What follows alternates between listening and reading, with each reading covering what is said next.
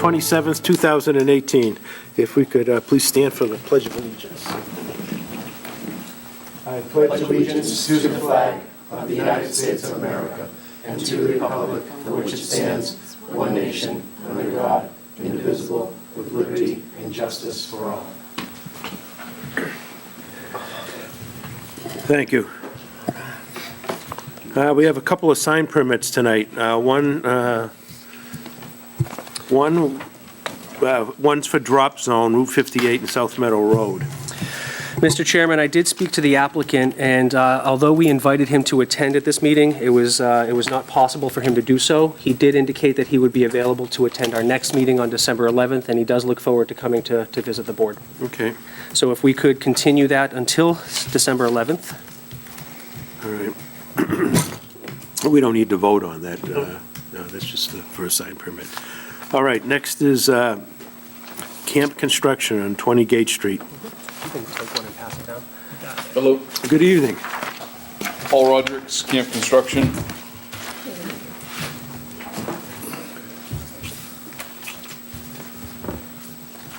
Oh, you were before us at the last meeting. Yes. Yep. That's correct, Mr. Chair. There were just some issues with regard to the dimensions and the size, and I wanted to make certain that the location of the sign was not obstructing traffic from any direction on Gate Street. I did visit the applicant yesterday. Was it yesterday, Paul? Yeah. It was yesterday afternoon. He handed me the revised sign design that you have there, which is more appropriate to the dimensions as required in the bylaws. The lower signs are only slightly larger than what would otherwise be required, but I see, frankly, no issue with that. And furthermore, having met with Paul, he had already staked out, was it 15 and 20 feet, Paul, from the roadway? Yeah. 20 feet back is perfectly adequate and does not seem to obstruct any field of vision from either direction. Okay. These aren't going to be lighted, are No. they? Okay. It's just a sign. Yep. All right. It's just, wood, on wood post, is it wood side? Wood post with a wood backer, and then it's like carved out of sign foam. Okay. Any questions by any other board members? I think you'd said that consumers and customers don't really come to these businesses here. I may get a client once a month, and then I may have salesmen and insurance guys see me. I may see 3 people a week maybe, so it's not a lot of traffic or anything like that, so. Because I'm just, why the need for such a grandiose sign if it's not like a wayfinding thing, people trying to find a destination? Yeah, Why you want such a large sign? because as far as I know, the bylaws say that I can have a building sign that's 4 square feet or whatever it is, and it is a little bit of advertising for the Okay, people who so drive by. That's what I was waiting to hear. Yeah. Okay, But we're not going to have people coming in to buy things and Sure. things of that nature, but okay, it is free advertising. okay. Anyone else have any questions, comments? Nope, I'm fine with that. Looks really good. Make a motion to approve the sign for camp construction as presented, building permit required and no lighting. I'll second that. So we have a motion and a second. Any further discussion? Those in favor? Aye.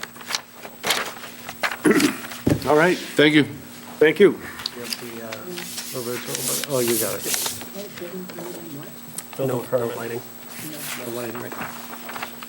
The building permit application is attached.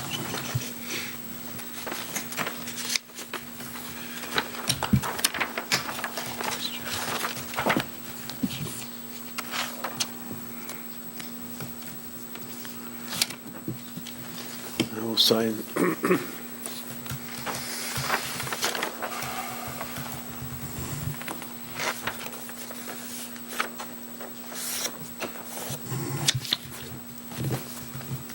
Go, Kevin.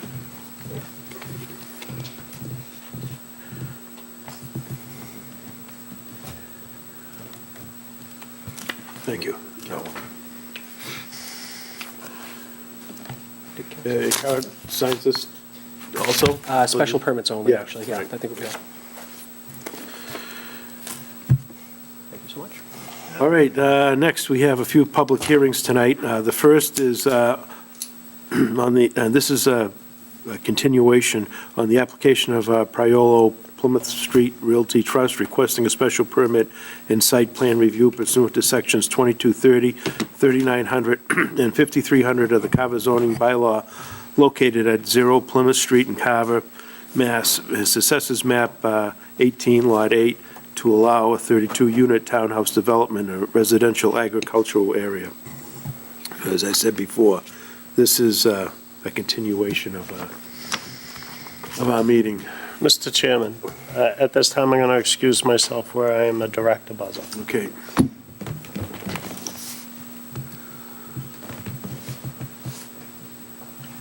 Evening.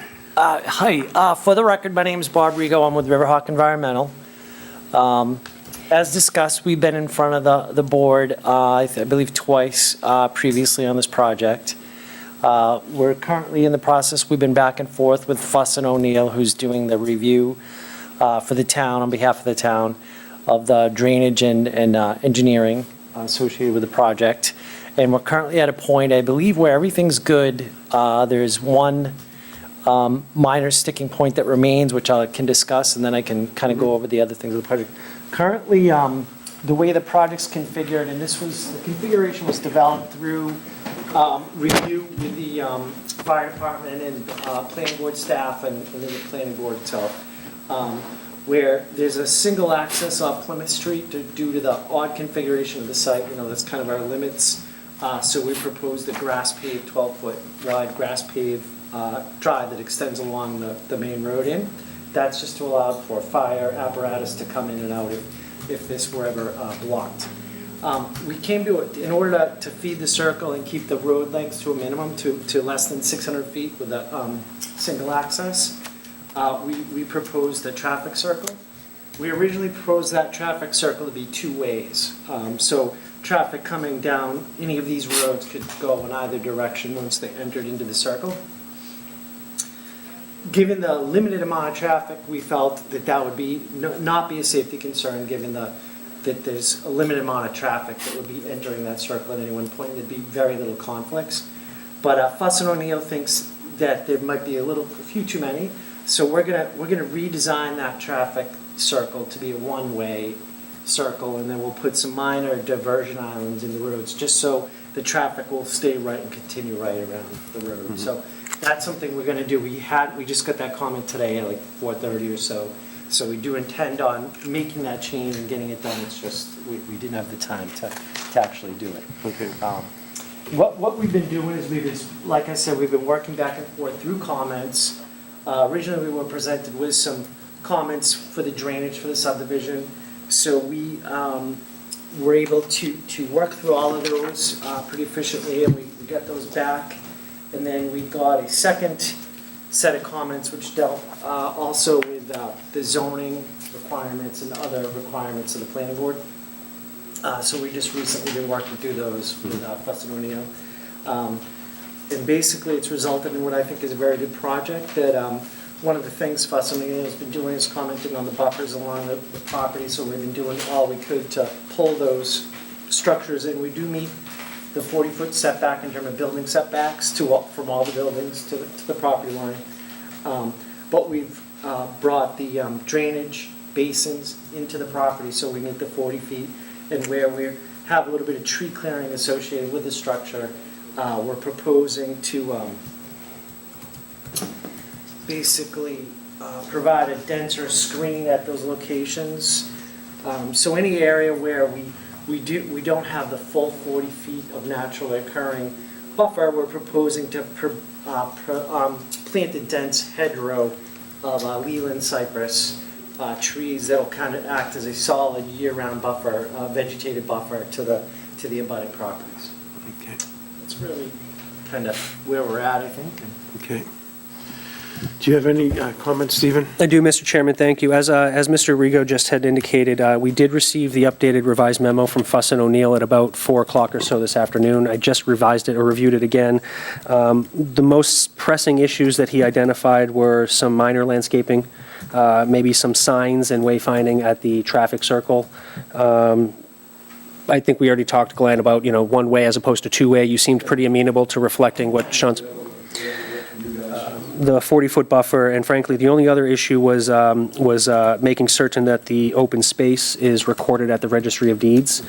Many of these things could easily be conditioned, and if it's the will and wisdom of the board this evening, I do believe after speaking to Fuss and O'Neill and the rest of the staff, we should feel comfortable closing public hearing tonight. And what I'd like to do is, at our next meeting on December 11th, come prepared, much akin to what we did for Gate Street. I'll have a draft decision with some proposed conditions the board will discuss with a possible vote that evening. Okay. All right. The public hearing isn't closed as of right now. And is there anyone out in the audience that would like to make any further comments? Seeing none, I'll entertain a motion to close the public hearing tonight. Can I ask a question? Sure. The updated buffering that you were saying with the Sure. plantings, Yep. is that about the one abutter there that you had said you were going to work with, because their house was like the closest one to it? Is that in reference to their property? Well, I think it was all three. Because there was one that you had kept saying, that you were going to work with them and make it, is this, He's the one close, yes. So that's, like I said, that screening's gonna be on his, but he actually did all the ones that came within the 40 feet. So we looked at 3 houses that night. We like the 2 out in the woods, cleared the lot, and it was, kind of open. So basically, Bob was putting more screening and all that, and we're gonna plant stuff that'll grow in, so it's dense, Mainly, like I said, we had talked about doing just native stuff and replant. And they thought maybe that wouldn't grow enough, so we're gonna put more of a hedge in there, and like I say, we can get a good screen, because it is a pretty good distance. yeah, has that one abutter been shown this and, He hasn't really even came back after that. I asked, we had talked to him, so it said if he wanted to call, we'd talk to him Yeah. about it. And like I say, if he's the one that's close, Right. The rest of them, I mean, they're pretty much out there. I mean, whatever he wants, I'm gonna give him anyways, if he wanted a fence or something. I mean, well, that's what you were saying, so yeah, was that in he's reference? the only house that if you really look at it, I mean, it's kind of like back to back. Yeah. Those other ones are off, and like I said, once we put the screening in there, I'm sure it'll be a good buffer, So he was taken into consideration for this? Definitely, Okay. yeah. And like I say, when we do get closer, and I did talk to him. Yeah. If he wanted to call, he could call, and go over it with him. And he hadn't called after those meetings, he came to the first one, Okay, and we talked to you guys, but we'll do whatever he wants back there too, we'll work with him. yeah, you said that, yeah. All right, thanks. Okay, thank you. All right, I'll entertain a motion to close the public hearing then. I'll make a motion to close the public hearing on Priolo Plymouth Street Realty Trust. Oh, I think we already did, we had a motion second. Oh, okay. Oh, maybe, okay, we do now, anyway. And I'll second that. And Kevin seconded, okay. Further discussion, seeing none, those for closing the public hearing, say aye. Aye. And so then, so we'll vote on the conditions next meeting. That's correct, Mr. Chair. I'll work with Sean Martin from Fuss and O'Neill, the applicant, and if and where necessary, I'll reconvene with the board individually to see if there's anything else that we should be mindful of. And then at our next meeting on the 11th, I'll have the conditions up on the TV so we can in real time Okay, contribute to that discourse. And with the board's will, we will vote on that on the 11th, Okay. up or down. great, okay. So thank you, that should. Thank that you should very do it for you much. tonight, thank you.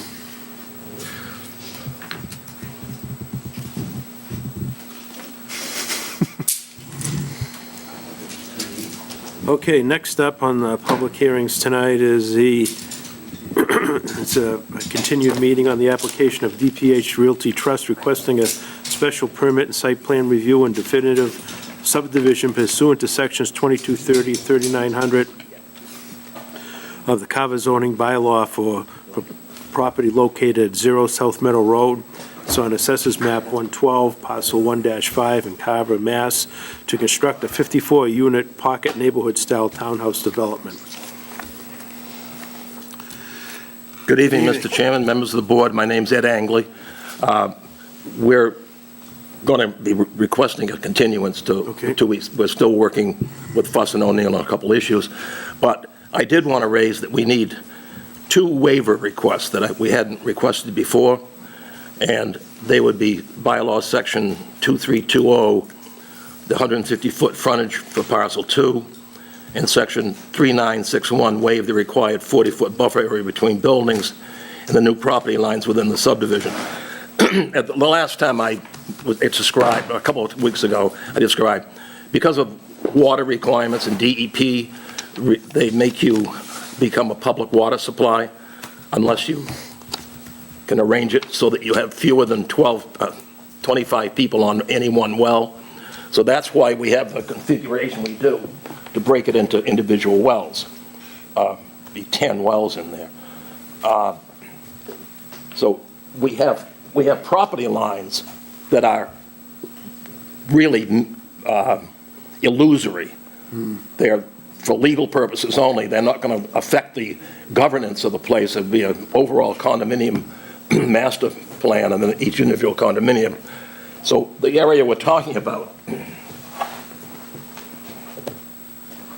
we're on this driveway, which is built to subdivision standard road widths and grades. It would be this lot right here. We could reconfigure this, bring the frontage out to here. We could do all sorts of contortions to come up with the same exact result that we would get if you gave us a waiver of the frontage on that.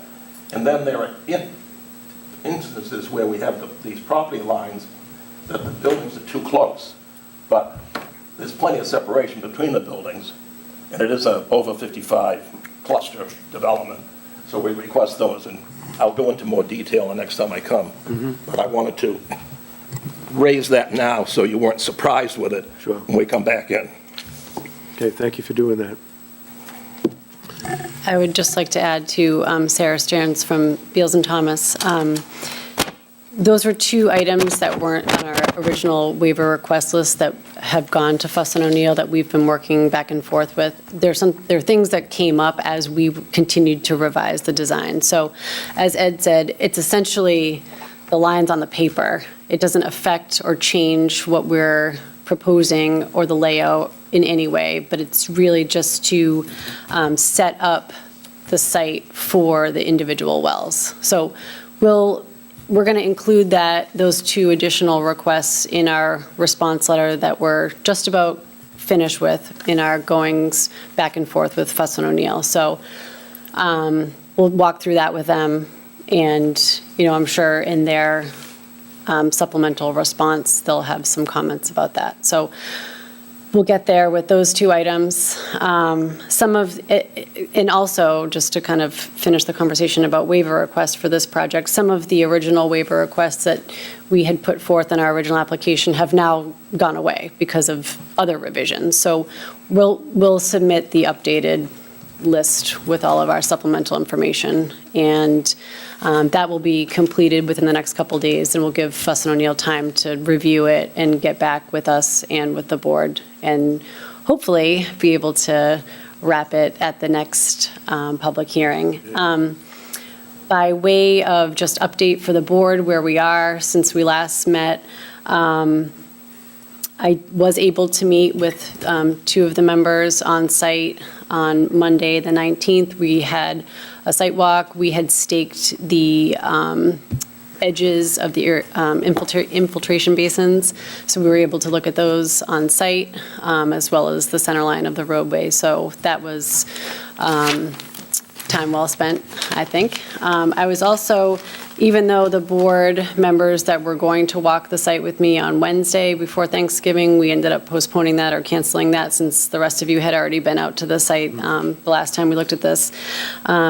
I had committed after that to meet with a couple of the interested abutters that were here at that last meeting. So my colleague and I did meet them out there, and we took a look at the staked areas and answered some of the remaining questions that they had. So they were happy that we met them out there, and I think that we have successfully answered their questions and concerns. So I think they're feeling pretty good about it.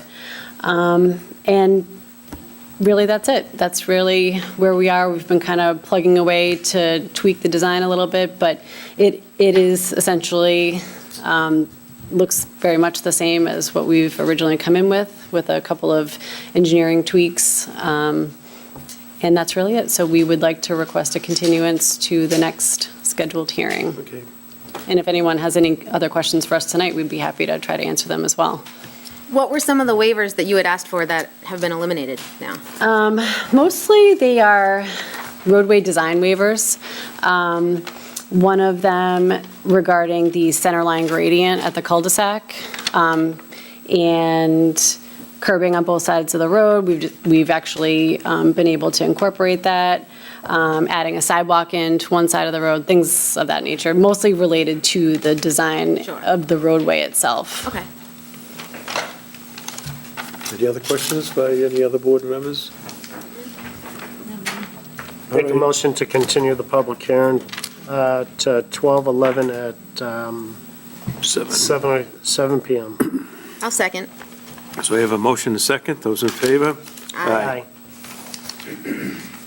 All right, we'll Thank see you. next meeting. Thank you for your courtesy and your time. Thank you. Thanks, Ed. I'm not going anywhere. No, she's not going anywhere. Nope. Let's change the board.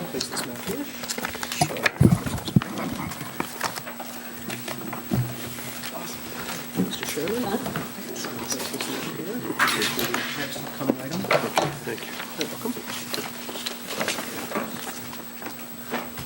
Favorite end of the table? And I have extra copies if after tonight you guys want to take these home. Okay.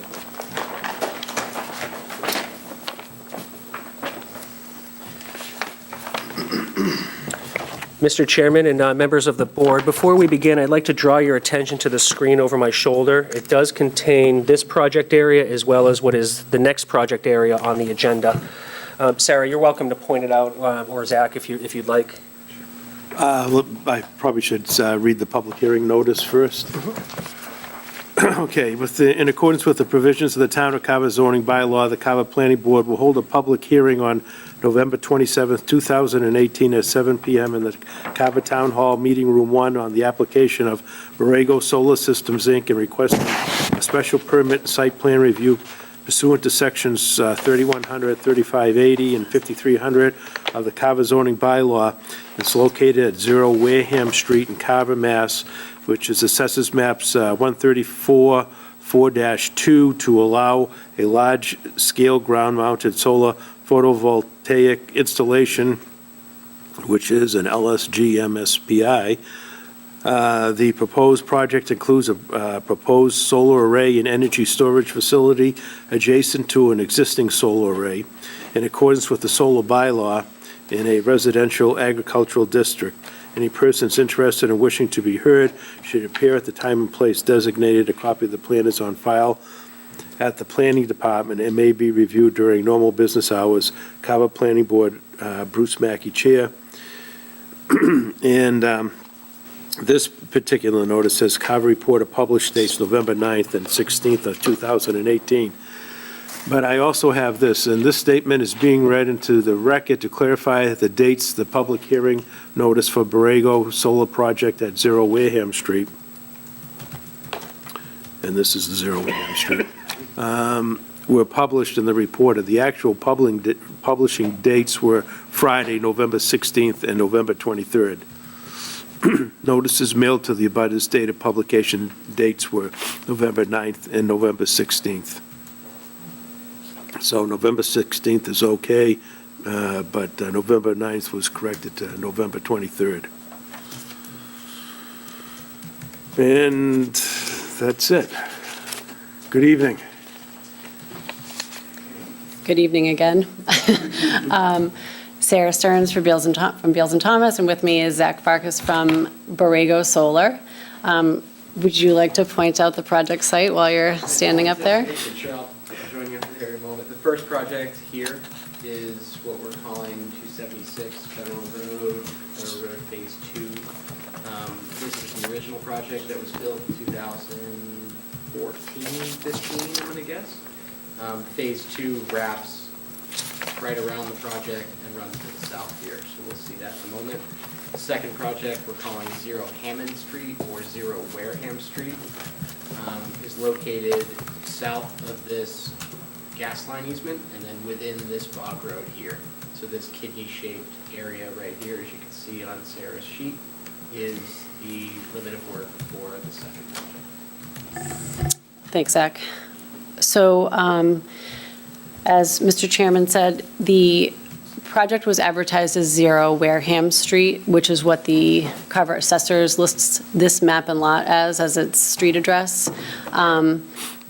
We've been calling it 0 Hammond Street, which is also a public way in Carver, but just doesn't match up with the map and lot. So in as many things as we can, we've just been saying 0 Hammond Street, AKA 0 Wareham Street. So if anybody's confused by that, that's why. And just trying to use the map and lot wherever we can, because that is something that's been consistent.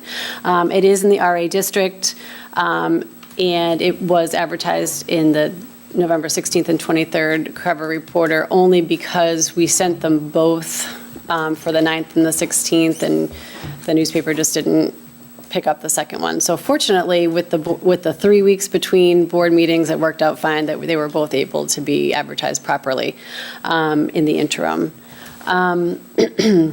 We did have a TRC with Carver Department staff on November 20th, where there were very few questions or comments, really. It's a relatively straightforward site on 80 Makepeace property, similar to what many of you looked at with us with the existing array just south of the landfill across the street from the area we're talking about. Same general area, very close to the Wareham town line. This project is a 12.5 megawatt energy generating facility and storage. As Zach said, the site is across the street, across Federal Road, and set back quite a bit from the existing array near the landfill. And it has been located and designed to comply with the solar bylaw fully, including setbacks and screening, et cetera. It is a wooded site, and you can see in kind of the mid-section of the property, sort of a grayish, brownish swath, and what that is significant dead red pines that we do see throughout the area along some of our roadways. We've all kind of seen the stands. It is actually a considerable fire hazard right now. We were able to walk the site with the Conservation Commission a couple of weeks ago and prior to that hearing, and it was quite evident from our walk out there. Despite how wet everything has been, it was pretty scary, actually. That particular area in the middle of this site is really bad. And I guess interestingly, the closest abutting resident, and that's what this exhibit shows, I can walk it around so you can see it a little bit better.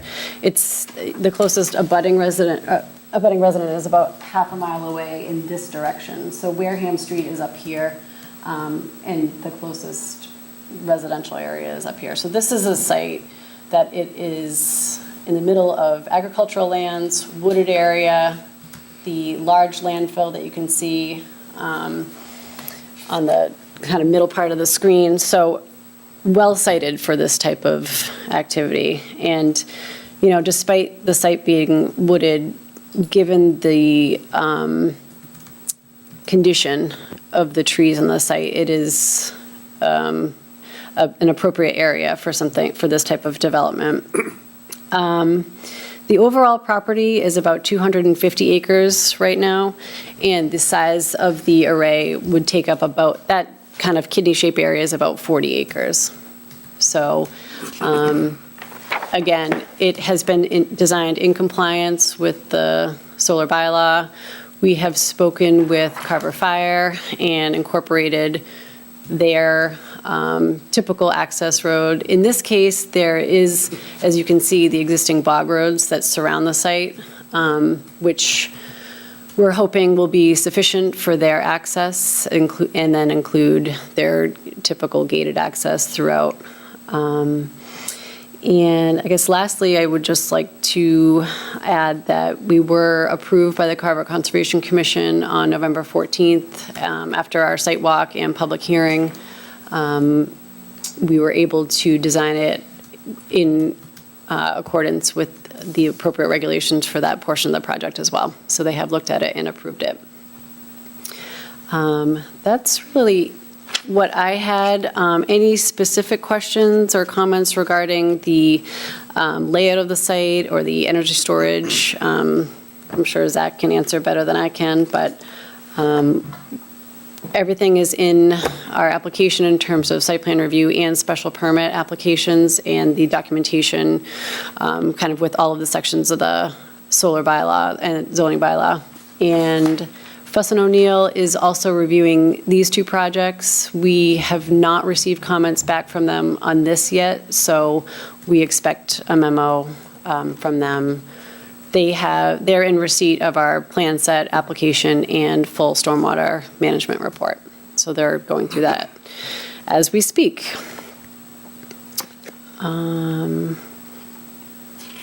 That's it. That's what I have on this project. I have,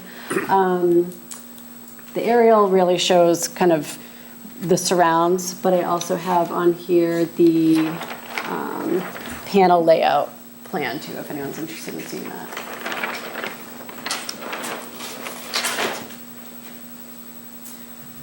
The gas easement is here. Federal Road is here, and Hammond Street comes back off of Federal. The landfill is over here. And so the proposed entrance will be right off of Hammond Street. We have to keep all construction out of the gas easement, so we kind of hug the gas easement until we get to the midpoint of the project, and that's access to the center point.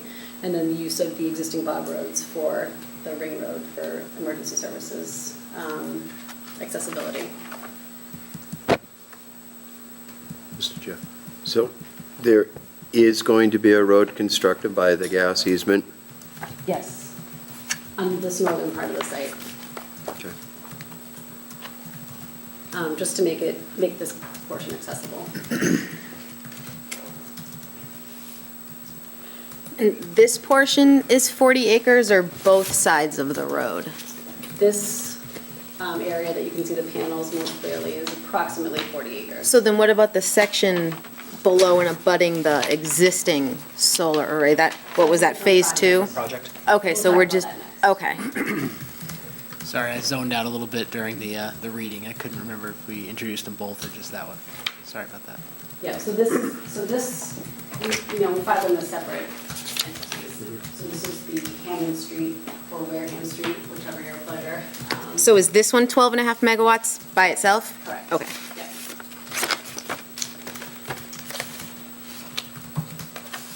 I know you said that some of the trees there are not healthy, but it's quite a large area of displacement for like animals and just wildlife habitat. Have you guys considered putting other lands into like a conservation designation? So that's a great question. Since this is part of 80 Makepeace's extensive land holdings, they have continued to put hundreds of acres in conservation restrictions as part of kind of their overall development plan. And when we come back at our next hearing, I can bring an exhibit to show you how much land they've put aside, contiguous to the Miles Sanders State Forest primarily. It mostly relates to offsetting areas of endangered or priority habitat governed by Natural Heritage and Endangered Species Program, which these sites are not within.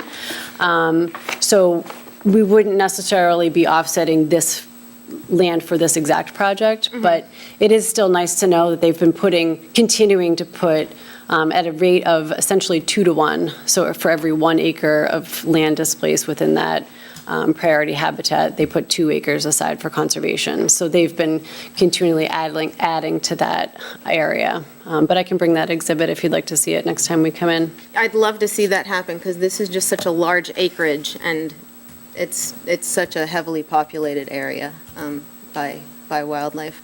I guess my next comment wouldn't be directly to you, but to the board. I know we haven't touched upon the energy storage part of this project, but I think it would be really irresponsible of us as a board to approve any energy storage facilities without a bylaw in place, as discussed at the hearing in April and at town meeting. It was expressed many times by many people that getting this on the use schedule was step one, but then the next immediate step was to set up a bylaw so as to avoid any detrimental long-term effects. So I would impress upon us that we need to do step one before we can do step two. Well, there was no storage going to be done on this particular site. Yes. There is energy There storage, is. Mr. Chairman, but, Mr. Chairman, if I may clarify, what is your understanding of step one, Jen, at this time? Writing in and having a bylaw approved at town meeting. No, I thought you said something about step one being this particular Oh, no, use I being mean, allowed like, in the use we regulation shouldn't table. jump ahead. We should do step one as in writing the bylaw before step two approving a project. Okay. If we approve any storage facility project without the bylaw in place, it's kind of going backwards. And we've seen things like that happen in the past that we should avoid. And the way that it was presented to the town in many times was that get this on just so we can start the conversation, but then we're going to get to work, do the bylaw, and make sure it's done right. And that work hasn't been done yet. Mr. Chairman, as a point of clarification, it has, the use regulation table was approved and amended at the last town meeting. Those zoning changes always have to be reviewed and approved by the Attorney General's office.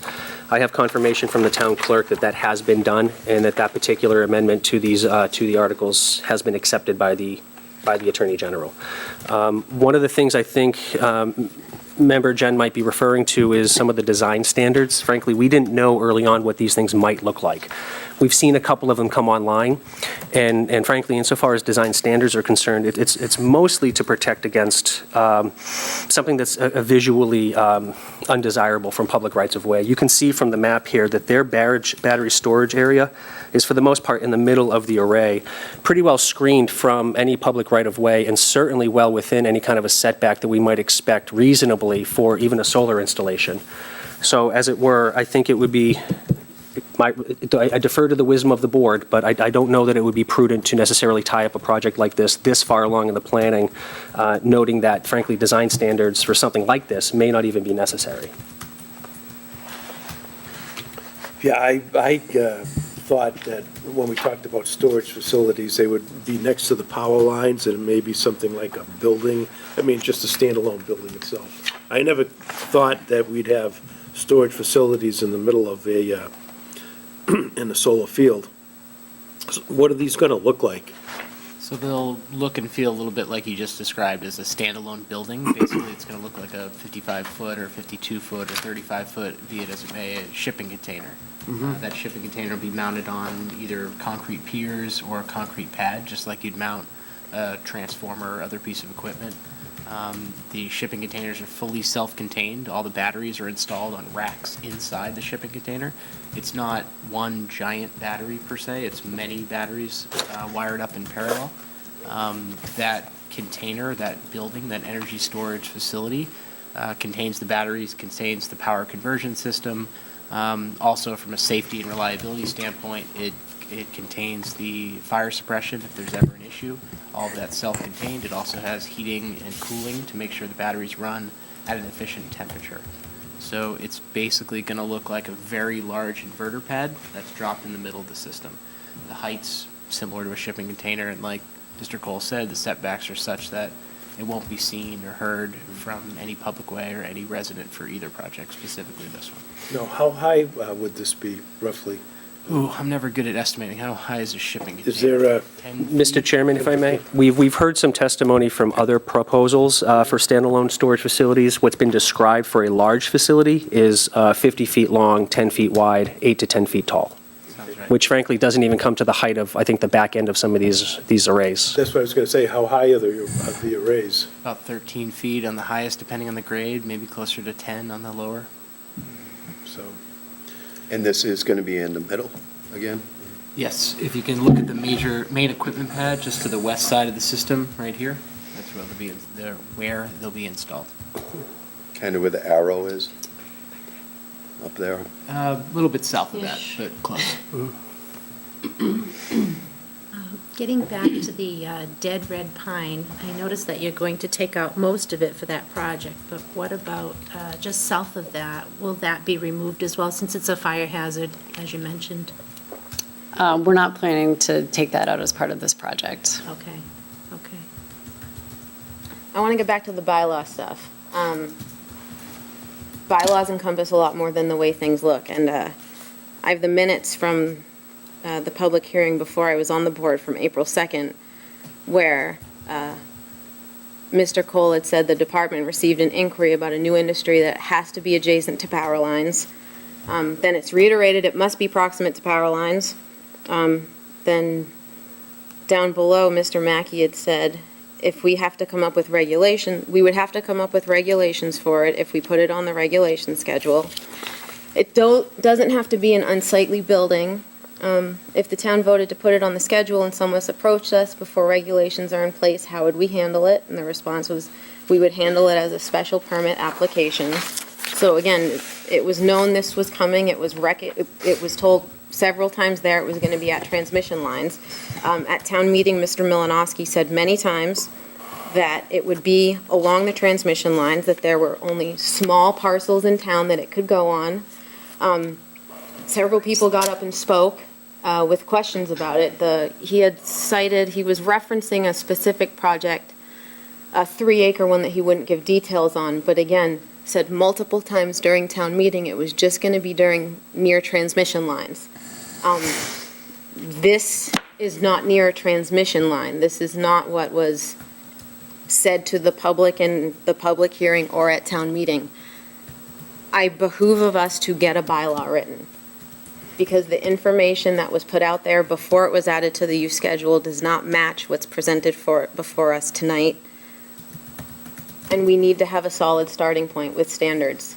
At the public hearing, there's not a video, but I remember, I forget if it was you or Mr. Cole saying that the storage facilities could look like a house. If we decided we wanted them to look like a house, they could. So being presented with a storage container, slightly different than a house. And if we let one come in that looks like a storage container, that sets a precedent for the future ones. So I think we need a strong bylaw in place and approved before we approve one. Not speaking to the merits of this project or any other project in the works, but the town did their part in putting it on the use schedule. It's up to us to do our part and follow through with regulations and bylaws and standards. Mr. Chairman, if I may? Yeah. I laud the member for doing her research and her long memory. I think that's important to have on a board, especially one that has institutional changeover sometimes. What I'd like, though, to make certain that we're aware of is that what she was mentioning in those minutes was, frankly, a standalone facility, which is decidedly different from what we're talking about here. And I'll defer to the applicant to give us some additional information, frankly, with how the generation facility relates to the storage components. But this is actually part of the state's smart incentive program. What was being talked about before with design standards was really for a standalone facility, and the 3-acre site that you were mentioning is not this site. This site doesn't have to be near transfer lines, power transfer lines, because frankly, it's already generating the energy on site. One of the reasons why I wanted to have this aerial photo over my shoulder was so that we could see the impact of how isolated this is. This is the kind of space and project that the town, I believe, was hoping to see for a solar application. It's not, I mean, how many abutters are there? Mr. Chairman, through you, how many abutters are there? I want to say 2. Two abutters within 300 feet of the project site. Mostly land owned by 80 Makepeace. So the applicant is the abutter. Correct. Mr. Chairman, we just shouldn't cross streams. I don't think the standalone facilities do deserve some greater scrutiny, and I am working with potential applicants to make sure that we don't get caught in a situation where from the public rights-of-way and from visible areas that we are able to see a battery storage facility as a standalone. As it were, one of the reasons why we have screening, shading, and setbacks is so that we don't have to impact our line of sight with the solar projects itself. And as I already mentioned, this battery storage facility is in the middle of a project that's at minimum 208 feet from the nearest roadway and probably at most 600 feet. 600 plus feet, 660.9 feet from the nearest abutting roadway on Federal Road. To require onerous and unnecessary design standards for something like this, I think would be imprudent, but again, I defer to the wisdom of the board. Why do you have a battery storage there? This is something new to the solar fields that we haven't seen before. Sure. So Mr. Cole touched on a couple very pertinent items. First, the difference between a standalone energy storage facility and an auxiliary storage facility, which this falls in the latter category. This is not a high tension transmission level energy storage system. It's a distribution level, meaning it's meant to gather the power that's produced on site and simply shift the time of day that it's exported to the grid. The inherent problem we have with renewable energy is first intermittency. When the sun's not shining, there's not a lot of solar energy being produced. Second, the times of the day that we're producing the most power are the times of day when everybody's at work. No one's at home. The power load, the demand locally is at its trough when we're producing at our peak. So when we add energy storage as an auxiliary system to solar, what we could do is capture all that great production during the, call it the noontime hours, put it in that battery, hold it, discharge it either in the morning or the evening when everybody's waking up, turning on their coffee machines, their heat, their air conditioning, whatever it may be. So it really helps integrate the solar facility to the local utility grid. When you get back to the large-scale energy storage that's meant to handle redundancy and other type of issues, resiliency type issues that we see, those are very, very big. They're often not lithium-ion technology. Lithium-ion technology is very similar to your cell phone that's been around for years and years and years. These other transmission level or utility scale energy storage facilities have many different types of technology that frankly are a lot scarier than we'd like to present here. So I think it's an apples and oranges type conversation, but it is relatively new. It's being incentivized by the SMART program, Solar Massachusetts Renewable Target. That program replaces the SREC program, which was around as SREC 1, 2012 to 2014, SREC 2, 2014 to now. The SMART program actually opened yesterday at noon. So the SMART program is the first time that renewable energy solar facilities in Massachusetts have the opportunity to pair storage with the photovoltaic production. So that's why we're doing it. That's why you guys are going to see it more and more. And I venture to say that for projects greater than a megawatt across the Commonwealth, almost every project is going to have some type of element of energy storage. At the public hearing and town meeting, there was no mention of a standalone facility versus another one. So my response to that would be then maybe two bylaws need to be drafted.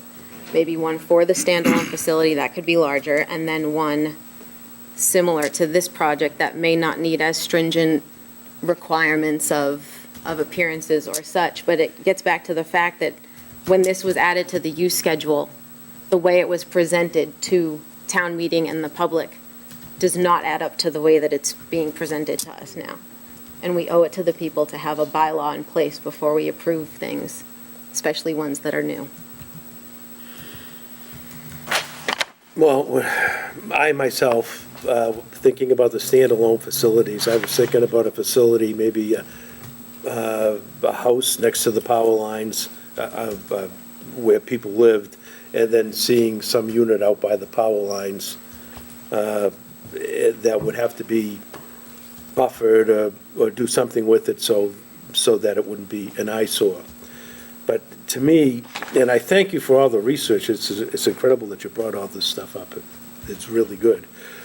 But in this particular project, and since I feel since most solar arrays are going to have this, I just think that this is just part of the machinery of the solar panel array. There are other, some of the other arrays we've had, we've fenced in the machineries, like the last one we did, they're going to put a fence around the machinery for the field. And to me, this is what this is, just part of the field.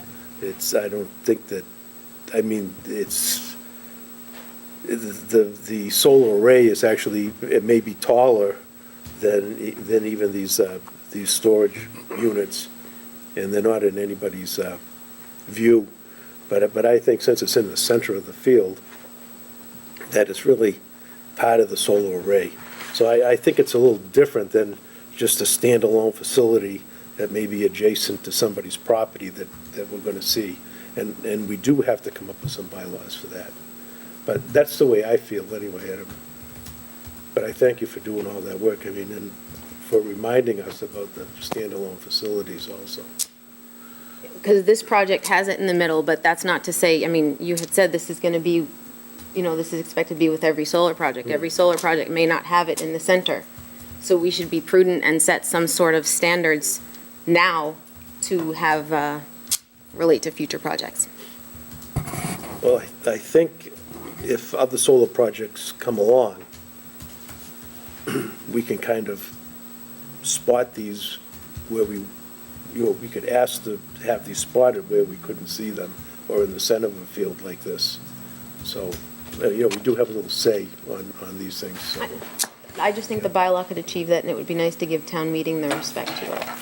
That's true, but by the time it got to town meeting, which would be in the spring, this would, what would that do to the project? So the way the SMART incentive program works, as opposed to the SREC program, when the SREC program opened, you had to either get in on the first day or the last day, and your incentives were basically equal to everybody in the pool. What that actually did inadvertently is it almost under-incentivized projects early and over-incentivized them later because costs continue to drop over the 4-year period. So what the SMART program is, it's a series of what we call blocks. Each block declines every certain number of megawatts, and that's meant to keep up with cost reduction over the years. So the projects are basically weaned off any type of incentive.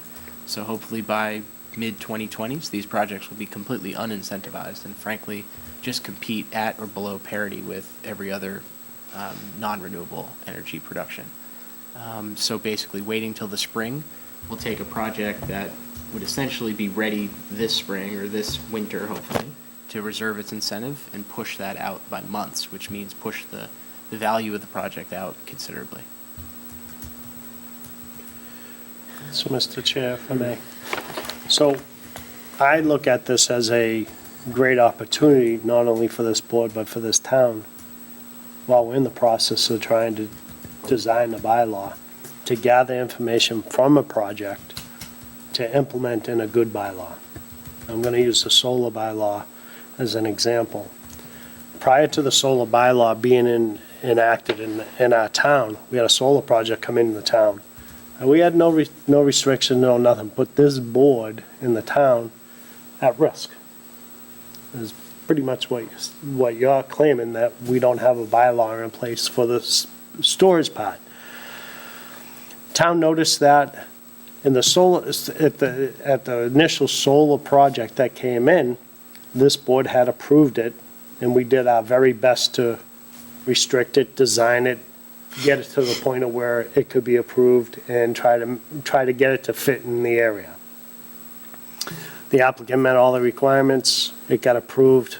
It wasn't a flavor that anybody liked, and hence we had a solar bylaw committee come in play, and we came up with what is now existing our solar bylaw.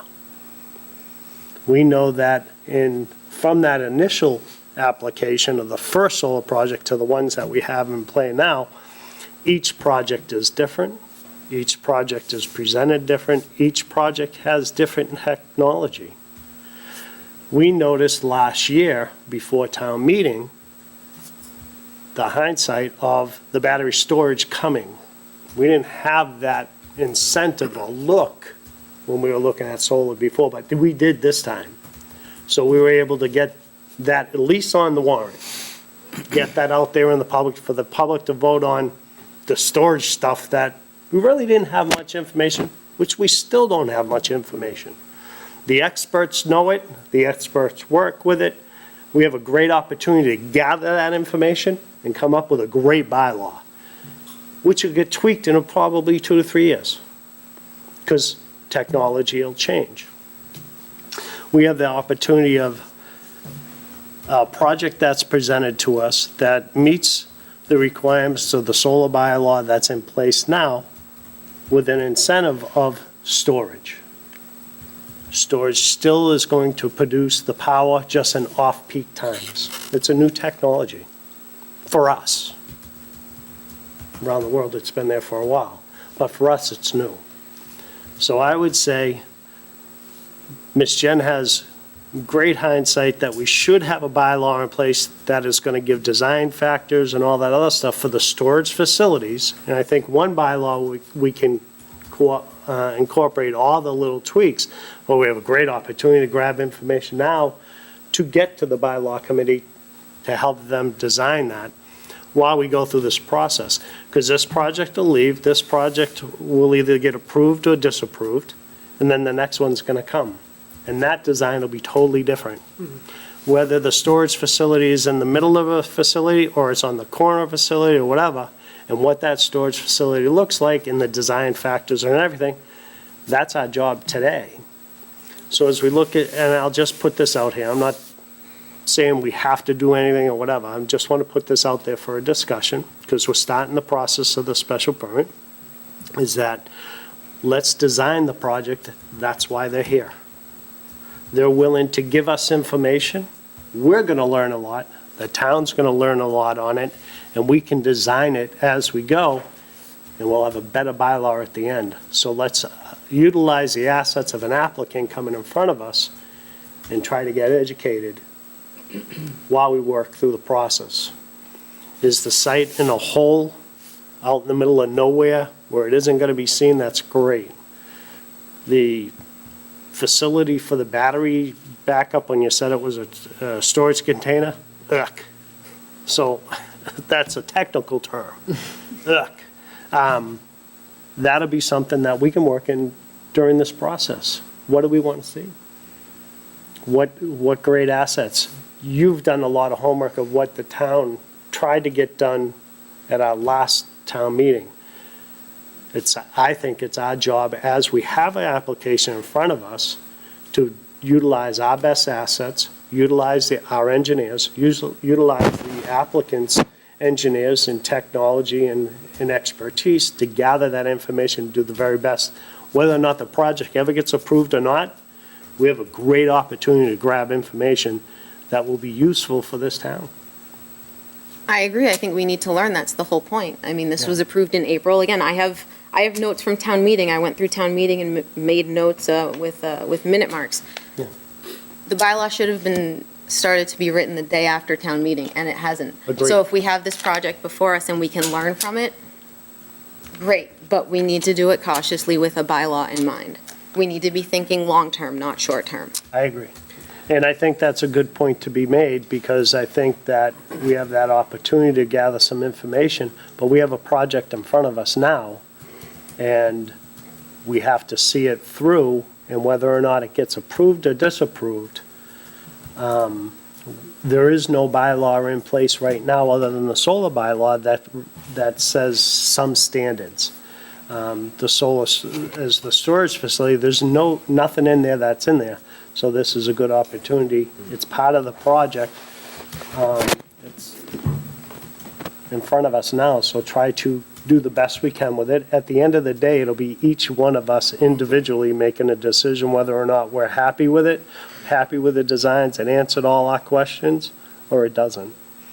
Well, since the solar bylaw is approved and there's not one on storage, but this project encompasses both, could we split it into two? So as to not hang up one part of the project? I don't know how you'd be able We could treat the to. solar separately, since Mr. Chairman, if I may, I'm sorry to interrupt, Jen, were you No, were you no concluded? worries. I think as you correctly pointed out, and actually, let me preface my remarks by saying, it is not my job to advocate for any project. It is, however, my job to speak to the merits of an application so that this board feels comfortable making a decision based on those merits, the professional staff as well as the regulatory staff. While it's fair and perhaps even insightful that we should have started writing the bylaw the day after the last town meeting. In fact, what we were waiting on was exactly what Mr. Sinclair had pointed out, more information. In fact, only just a couple of months ago did we see the first battery storage facility go live in Holyoke. You can see some footage of that and what that looks like.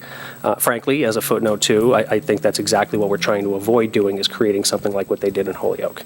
That said, I think and I hope it will go a long way to allay the concerns of some of the members to know that we do in fact have an economic development task force for new and renewable energy, and it is tackling not only the revised or the difference in the standards for solar generation, but also we are tackling and speaking to the issues with standalone facilities as well as battery storage.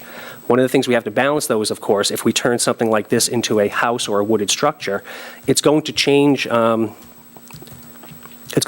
the input, I think, that we get from the fire department. I mean, we're effectively going to be causing more of a hazard if we cause more of a building structure to be around some of these things. And I think that's also antithetical to what we're trying to achieve.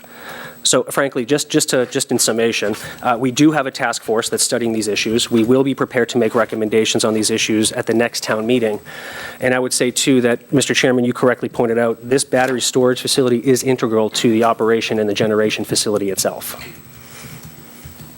Well, just listening to what Jen had to say, and then listening to what Will had to say, it just struck me as how little we really know about these units right now, and how they may be developing as time goes by and changing. So we have a lot to learn. We do have a lot to learn. So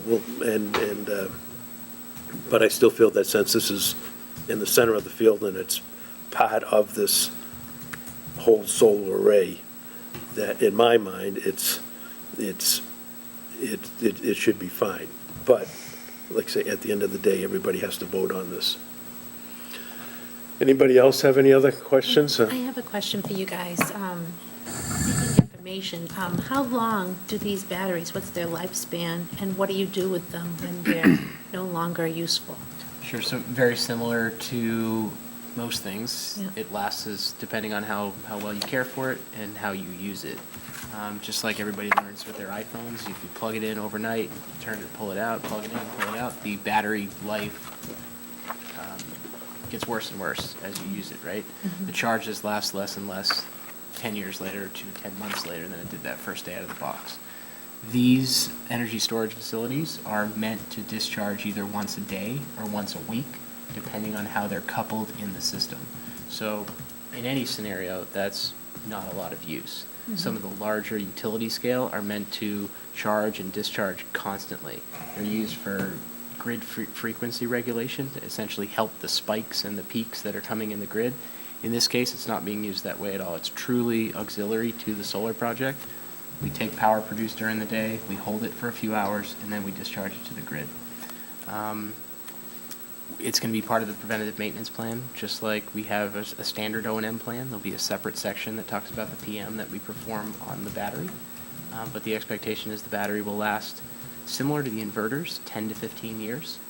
The project is designed to last about 30, 35 years. That's the useful life of the solar panel modules that are out there.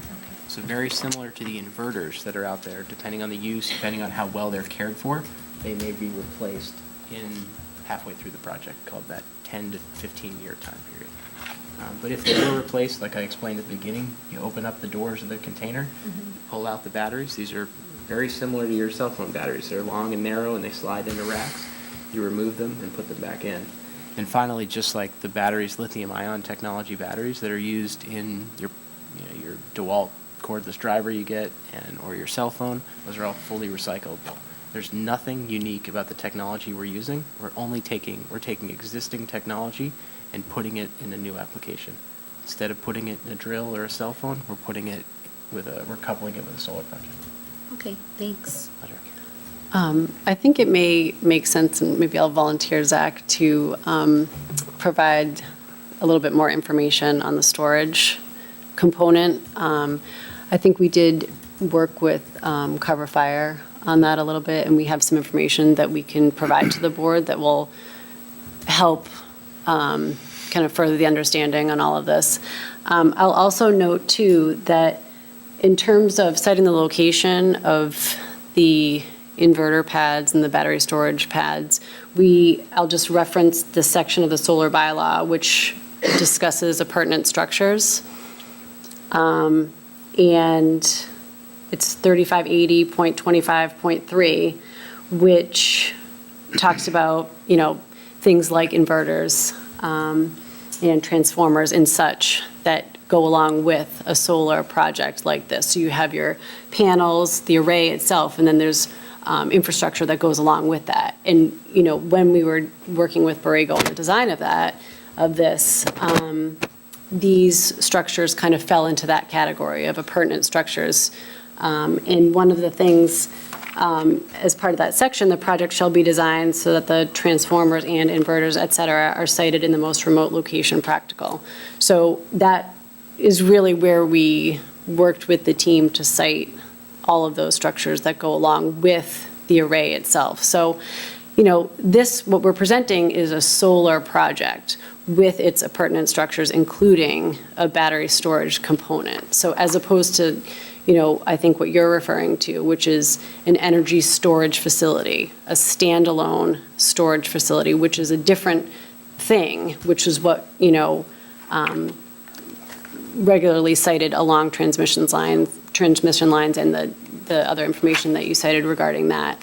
So we are talking about storage, but in a different sense, where we're generating the energy and storing it in exactly the same place for distribution. So I just wanted to add those couple of points. So we can get a little bit more information on the battery components to Stephen and Fuss and O'Neill as well, because I believe we haven't received a memo from them on this project, but the other one, which is similar in terms of its layout, that was, I think, one of their questions, what's it going to look like? So we can supply that information. Yeah, from an information perspective, similar to what Mr. Sinclair was saying, we're not unprepared for these type of questions, right? It's very obvious that anything new could potentially be a little bit scary, and it's everybody's responsibility to understand these things before we approve them and before they go forward. So we have a fair amount of information that is maybe one level deeper than we're getting into right now, and frankly, we can go as deep as we're willing or capable of going, certainly with our engineering team. I will also say that we have permitted and constructed almost a dozen energy storage facilities that are coupled with solar. We've done a couple standalone facilities that are very, very different. But we've permitted these throughout the Commonwealth without a lot of fanfare.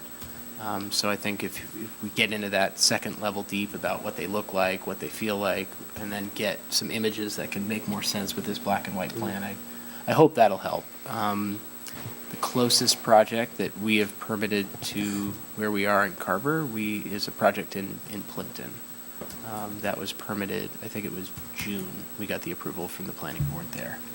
So, like I said, more and more common, if not ubiquitous, with solar across the Commonwealth. And if we wanted to take a drive out to Central Mass, where we have a couple that are already installed, happy to do that so you guys can get a little bit better feel. But this storage facility, or this storage aspect of the project, is a lot closer to the transformer and the inverter as it would be in the family of a standalone storage facility.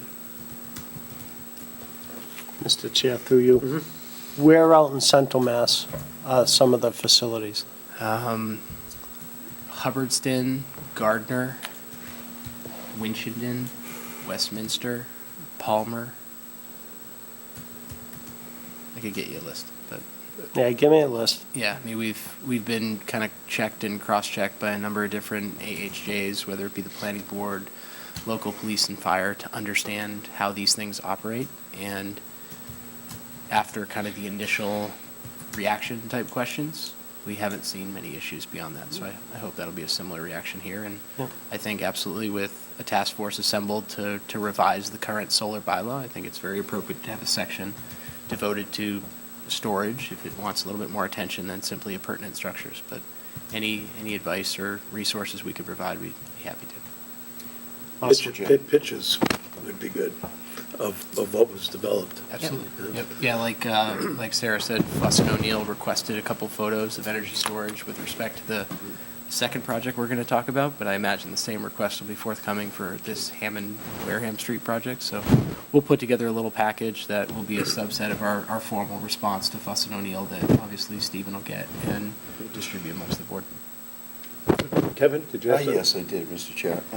So where we haven't had a facility that's had the storage before, I believe we have a dismantling cost that is included. Now, is this something that has to be figured out for above and beyond the dismantling, where to us, it's an addition? Yeah, we'll have, as part of our standard kind of decommissioning plan and cost estimate, there will be a section devoted to energy storage. It'll show basically a separate line item. As I explained earlier, it's not much different than essentially the dismantling of the rest of the system. The components themselves are steel, aluminum, copper and aluminum wire, and the lithium-ion batteries themselves. There's very, very high percentage of recyclable materials in there. I'd like to speak about the task force. If you guys remember, back in July, we voted and formed a subcommittee to study solar in the next year. Stephen specifically cited the smart stuff coming on board. That subcommittee has done nothing, and since then, Mr. Milanowski has formed a task force to discuss similar issues to this. I had asked to join that task force, and I was told that I could apply to be an alternate if I had expertise in the area. I observed the task force's meeting tonight, and they are dealing directly with writing bylaws and revising bylaws about storage and battery storage. That's something that we were supposed to be doing as a board. And I take issue with the fact that only one planning board member was allowed to be on the board, especially when we had formed a subcommittee. And I expressed interest in being in it. Well, generally, when we have a subcommittee, what they come up with does come before the planning board. Right, and we voted and formed a subcommittee, but that subcommittee hasn't taken shape, and instead a task force has been formed to address the issues that we had said we were going to. And I've not been allowed to be part of that task force, despite us having formed a similar committee here. Sure, go ahead.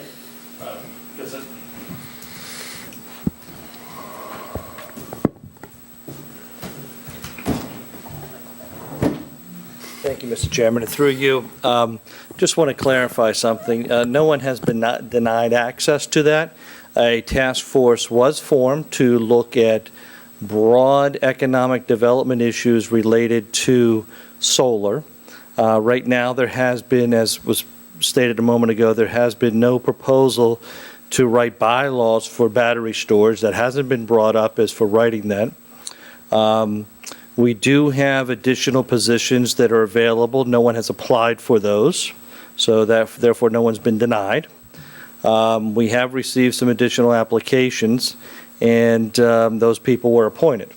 Again, what we're looking at, different than the planning board, is the task force is to look at a broad perspective as to how solar and renewable energy fits into the future of the community. And we have a diverse group that has met and discussed things over 4 different meetings. And I would encourage planning board members to come in and observe or watch it on TV when it's been recorded, or to come to that. It's designed to address an issue into the town and to look at the future of the town. And that's what we've been doing. And if I could, Mr. Chairman, As it relates to the battery storage, there clearly is a distinction between what is proposed with solar projects for storage to unload to the grid, once a week compared to a battery-operated facility, which are two different animals. And I do have a question to put this in a little perspective. Last week, I was at a data hotel. For those that don't know what a data hotel is, it's basically where all of the Cisco and all of the different networks come together, and it stores terabytes of information tied into the network. It's the cloud. And in that facility, it was a 3-story facility, and most of the facility was tied up into battery backup storage. And what I was told in doing that, it's all the lithium batteries. It's nothing different than what's being proposed here for this type of use versus what's being proposed for just a battery-type storage facility. And, if a data hotel was to be put into Carver, the planning board would look at the building, and the building would have its certain setbacks. And if the data hotel was an allowed use, you'd approve it as being an allowed use with the setbacks. But the committee does not have jurisdiction to look at how the building's wired, what's in the building, how the battery storage would be, how the Cisco fiber's done, how the network's done in there. That's all regulated by state building code, state electrical code, all of those codes, which are done through the building commissioner's aspect of that. And I guess my question is that I'd like to ask to you, Mr. Chairman, to Borrego, is what they're proposing, in essence, as I understand it, is the same type of battery storage that's in these data hotels. And that, if they're building a building in the middle of the facility to store those batteries, and that has the appropriate setbacks, then the objective is to rely on the building code, the electrical code, to make sure that those things conform to that. So I guess if I could, Mr. Chairman, if we could ask. My understanding of data hotels being limited to the last 2 minutes, it sounds exactly like what we're doing here. Thank you. And the reason why I said it, because I actually toured those, and they had the long linear batteries that slide in and do that versus, what you've seen for your car batteries or anything like that. Everything's going to the lithium, and that allows for, what I saw is it had probably about 50 tons of cooling capacity in the building, where you actually have the air conditioner on the front of the panel, and then it blows through to keep everything cool because electricity generates heat, and that's put into the building. So, again, what's being proposed as part of these solar projects, where we're going to see a lot of them, is going to be a building, and in that building it's going to have electronics. And those electronics all have to comply with electrical permitting processes. And that's a different jurisdiction, because you're permitting the building, you're permitting the use, and it's an ancillary use. Now, when it comes to, again, the battery storage project that you already have in front of you for something, that's a different type of battery structure with many different buildings that are on there. So, I heard some of the discussion there, and I just wanted to bring it back to being somewhat relevant to how, once it's inside the building, it's up to others to do that. Your job is to make sure the building fits within the community and the use fits within the community that's there. And I guess my final comment is I would encourage anyone to, participate in the task force that's being looked at all solar stuff in the town. I think tonight there were some recommendations that where the task force will recommend some zoning bylaw changes. When those zoning bylaw changes are formulated and accepted by the Board of Selectmen, then they'll be submitted to the planning board for you guys to hold a hearing, like you do with any other application that gets in front of you. You can vet it out and say, we like this or we don't. You can vote for it or vote against it. And, if you have some modifications, you can send it back and say, would you consider doing these modifications? If the task force does, then we make those modifications and it goes to town meeting. But, we're doing nothing different than has been done in the past with that. And it's an all-inclusive public process that we have there with a diversified group that have different interests. We have two people that are abutters to the original Borrego project that created controversies in the town many years ago until you guys took it over and fixed it, that are on the committee. So we have naysayers and we have people that are looking at it from all different aspects. So it's balanced, it's diverse. Jen, if you'd sent in an application, love to have you, but I haven't got an application, so there's not much I can do with that. So with that, Mr. Chairman, I'm here to answer any questions you may have. Thank you. I'd like to read from an email that I received from Mr. Malinowski. With that, I've only appointed one member from each committee to keep everything fair and balanced, as has been done with the other committees. I will be opening a couple alternate seats up for people with technical expertise in this area if you would like to apply for a position. As No, I said, I have not received an application. I do not have technical expertise in it, but this is a planning issue, and as I observed tonight, there are 3 Board of Selectmen on the committee. Yet you would only allow 1 planning board member. Mr. Chairman, if I may interject, I think we have gone far afield from the application that's before us. We're not here to discuss, debate, or understand what's happening on the Energy Task Force. Frankly, we're here to discuss the project that these applicants are here to discuss. And that just speaks to my point of the need for a bylaw. That's how it all ties in together for me. And how it ties together for me is this. This is a battery. This is a phone with a battery. Just because the phone has a battery doesn't make the phone a battery. This is a standalone battery unto itself, and that's effectively the standalone energy storage facility that we've been talking about, unrelated to this particular project, for perhaps the last 40 or so minutes. So if I could just encourage the board to perhaps refocus on the application at hand. We do have one other agenda item that we have to get to tonight, and we're already pushing 8:21. Okay, any other questions by the board? If not, I'll open it up to the public. Seeing no one out in the public. Does anybody else have anything to say? All right. Is anyone interested? Now, at our next meeting, I hope we address some of these issues. The issues of, what this storage would look like, and, we'll go down to the second level or whatever. See if we can, see what we have here. Since this is the first time that we've been presented. I think we'll make like this. We'll make a point to, once we get the memo from Fuss and O'Neill, to respond to that. And as Zach mentioned, we're anticipating the same request in terms of what is the battery storage component going to look like. So I would like to get our response to that back to them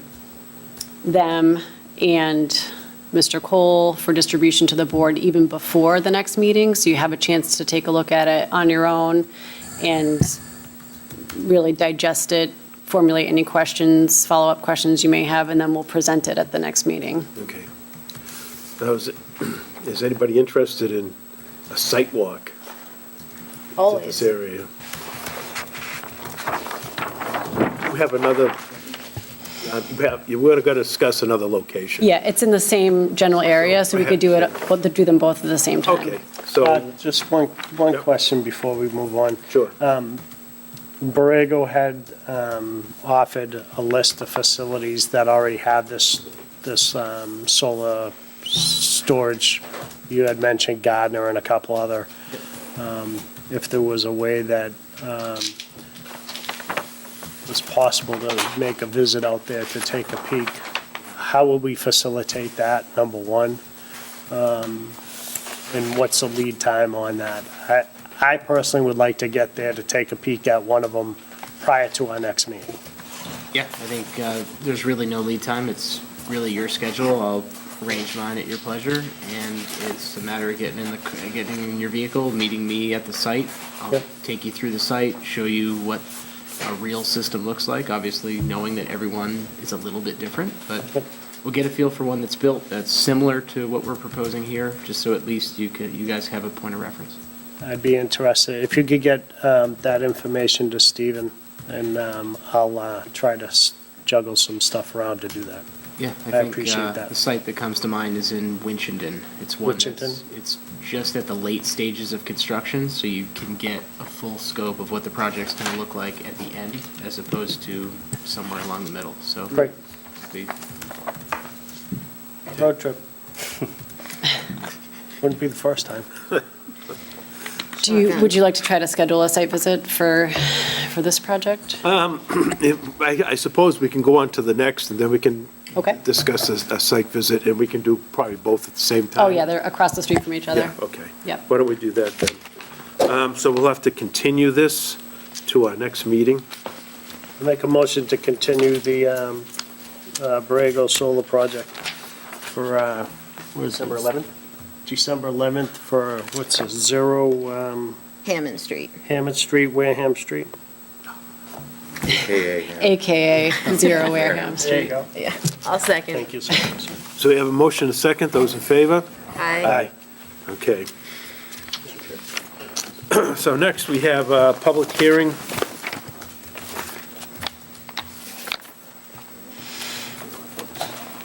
Have a public hearing notice in accordance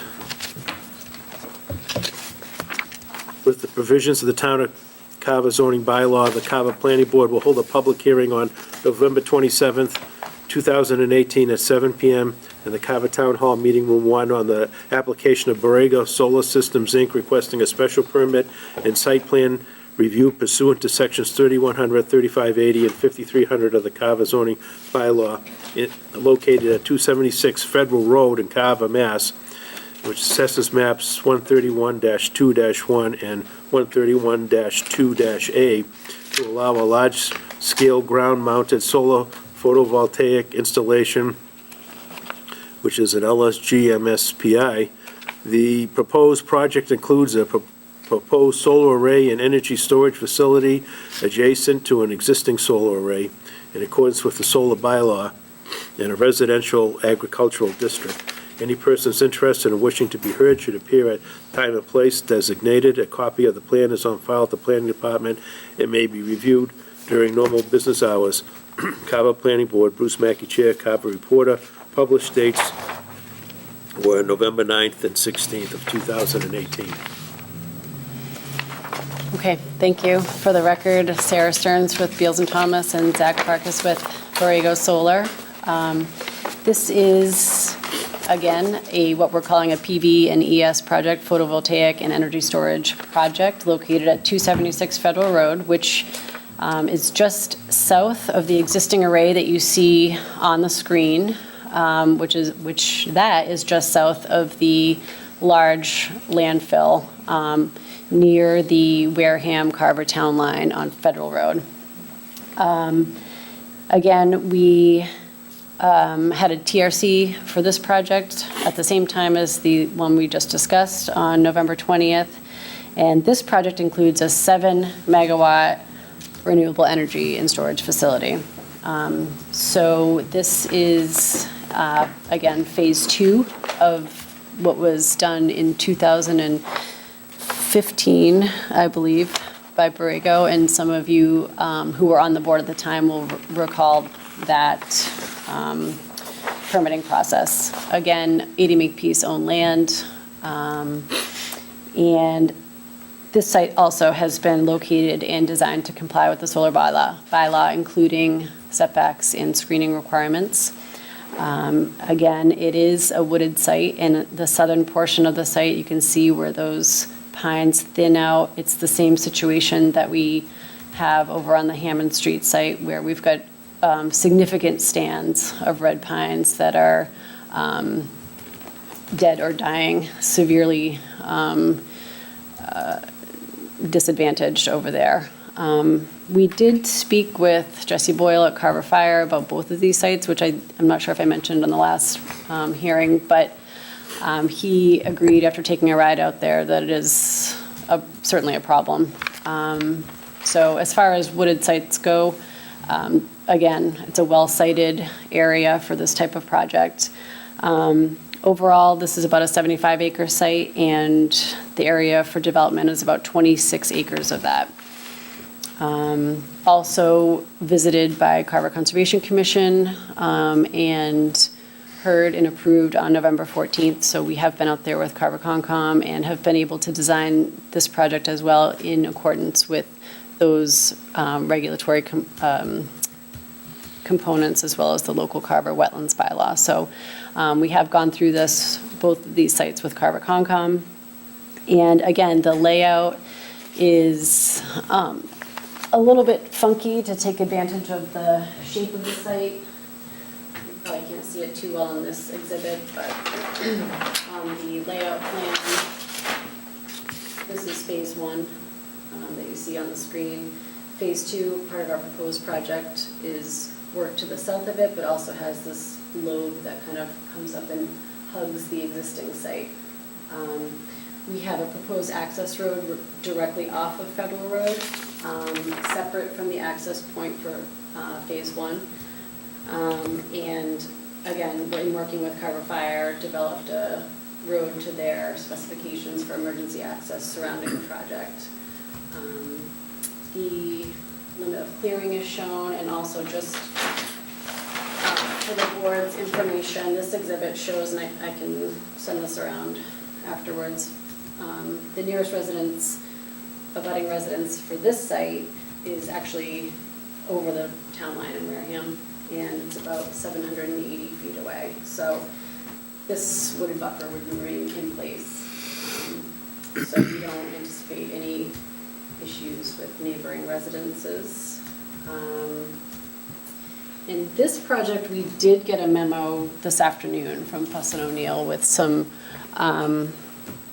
design comments and questions. We haven't really had a chance to go through it. I kind of zipped through it, and as we mentioned, they had some questions similar to what you had regarding what the battery storage component looked like and such, and some other design-related questions that we'll be responding to and getting the information back to them as well as to Stephen for distribution to the board. I don't know if I said it, but this project is approximately 7 megawatts. And this was 6? Yes. Just for comparison's sake, Phase 1 was 6. It's about the same impacted acreage as the previous one, just technology's got better. Basically, the power density has got larger and larger, so we can build basically a system that is 10-15% bigger on the same amount of acreage. So you'll see similar acreage between Phase 1 and Phase 2, but Phase 2 is a 7 megawatt DC project, where Phase 1 was just a hair under 6.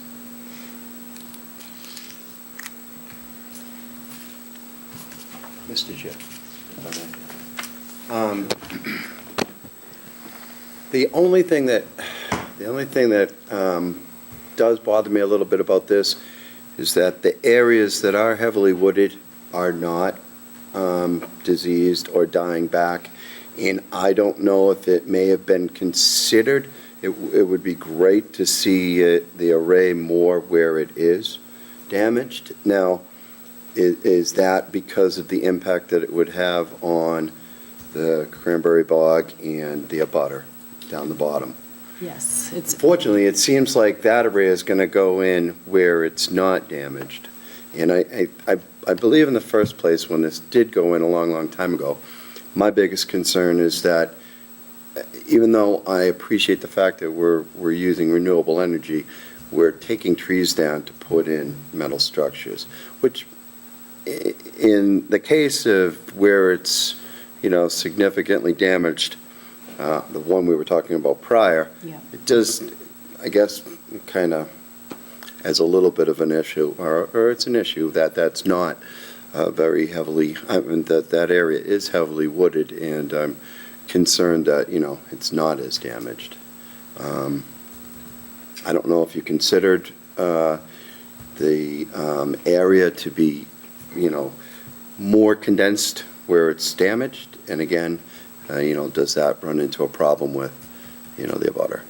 Yeah, I think first, you're right. Like, we tried to obviously focus our development on areas of land that were of low value and of low quality, and that's not particularly on a micro level here, but on a macro level when we reviewed 80 Makepeace's large land holdings, is to focus on areas low economic value, low environmental value, and as close as we could make zero impact to public ways, abutters, the kind of the general look and feel of the community. So we were kind of stuck here. You can see the jigsaw puzzle type shape that we've designed here was mainly meant to impact as little ground area as possible. We actually went to some pretty great lengths to kind of challenge ourselves from a constructability standpoint by building that kind of, if that looks like a Zippo lighter, the flame there that goes up to the east side of the Phase 1 of the array. I think another thing I'll point out is that image is, who knows when that's from. It's The die-off has creeped considerably to the Right. north, so it's probably not the best representation of where things are today. So Right. it's a balance, and And then again, going back, when we first discussed this project, I like the idea of the donating for the conservation land. And definitely if that language or information could be brought, is it going to be, is more going to be added now? Where this was a first project and would maybe be considering a second project, and then this being phase 2 of this first project, I guess I would like to see that, only because it just seems like there's an awful lot of dense land. But again, we have to go out there and we have to look at it, and we also have to see, if there is further damage. I mean, in a perfect world, it would have been great if the whole thing could have taken place where it is damaged, and it almost looks like there's nothing that you could do unless maybe possibly grow more forest. yeah, we try to strike the right balance, and we certainly appreciate the feedback from you guys from a siting standpoint. We'll try to incorporate that feedback as much as we can. You just said you looked at the bigger picture of the Makepeace land holdings. What other areas in Carver have been identified as possible sited points, if you guys have looked at the big picture? So it'd be very difficult to identify which land we said no to or Makepeace said no to, right? They have so much land, it's hard to focus on that. There are basically 4 sites we've targeted in Carver. 2 of them you've seen, or actually 3 of them you've seen. One has been previously approved by this board about a mile north on Federal Road, directly opposite the Ocean Spray processing facility. That project's been fully approved. It's basically under construction right now. These are the next 2 that we focused on. A third is on disturbed land by the, what do we call it, Cranebrook facility that we'll be bringing in front of this board in probably the next couple months once we get the project caught up on a development standpoint where we are here. So there are 4 sites that we focused. It's about a total of 30 to 35 megawatts total. And we believe we've cited those in the most responsible places that we could, considering the entirety of Makepeace's portfolio, as well as the proximity to power lines, the ability to meet the bylaw, and like I said, the low economic value, or a better way to say it would be the solar being the best and highest use for these particular 4 parcels. Mr. Chair, through you, maybe to Sarah, has Makepeace looked at, while they're developing these properties, knowing that they have some diseased trees, fallen, what have you, on replantings, on reforesting? I don't know the answer to that. Stump speak to the that. DJ. Just thought it might be something, they have a large amount of property that they own. It's very well known that there's a problem going on with the forests, with diseased trees. I understand, and I can agree with Jesse's concern, Right, department, for that potential of fires. yeah. So I just send that back with you to send to them that might be something that could be incorporated with a project that they're bringing forward of some type of replantings, because I can see if, on this, for instance, you're a little bit closer to the abutters, in particular our neighbors in Wareham, that if the forest that's in front of this project, that is not going to be touched, that is dying anyways, the project's going to be seen at some point. And if they own the property, they can use good methods on replanting, and I can look at that as being buffering, because that'll get thinned out. Just a food for thought. Thank you. Thanks.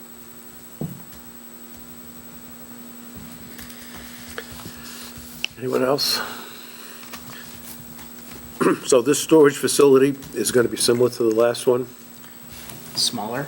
It's- Generally, the system is a lot smaller, so the battery is basically a function of system size, so it's going to be reduced in footprint. I think instead of having 2 containers, we'll only have 1 at this site.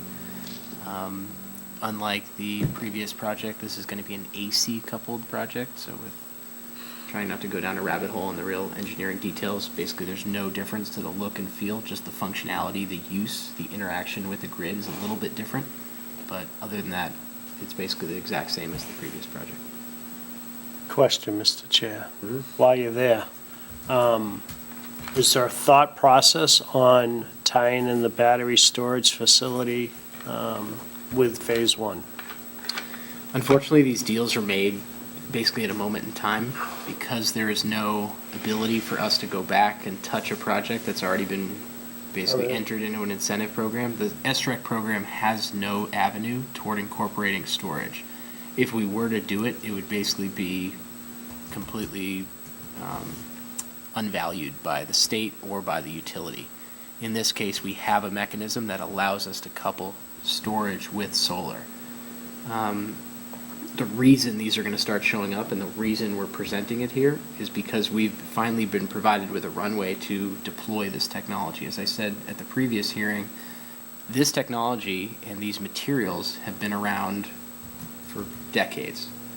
Because of this facility, because of this runway that's been produced by the state of Massachusetts, really by the federal government as well, we have an ability to take this technology and couple it with solar technology in order to improve the performance and the interaction of the facility with the grid. Basically making these projects function a lot better and interact a lot better with our day-to-day lives. So, long way of saying no, but that's why we're putting it here. Mr. Chairman, it may be useful information for the board to know that the state has a stated goal of 1,000 megawatts of storage, energy storage in the state. I think it's by 2030. So that's one reason why also the SMART program heavily incentivizes, as an add-on, the energy storage facilities. It's important not only for balancing the grid, but as Zach had mentioned earlier, traditional solar facilities, you're generating it and then you have to use it. There's no place to put it otherwise. So the state's goal is to have over 1,000 units, 1,000 megawatts of energy storage over the next, say, 12 or so years.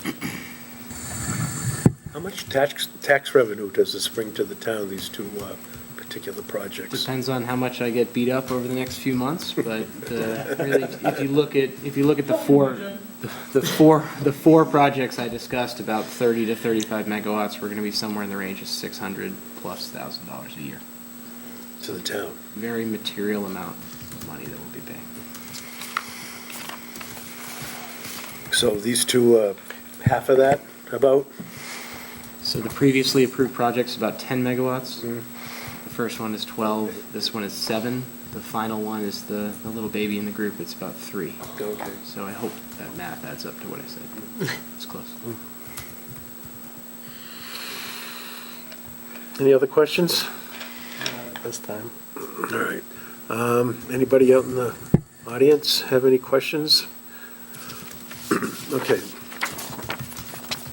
I guess we can just discuss a time for a site visit. And then with that, we'll have to discuss what we want to see out in the field. Are these both heavily forested, or are they ones more with the? They're both pretty accessible. What we did with the Conservation Commission was meet at the entrance to the existing solar array, which everyone can just sort of park on the side. We'll confirm that with Makepeace, but, and we can walk right in through the existing opening.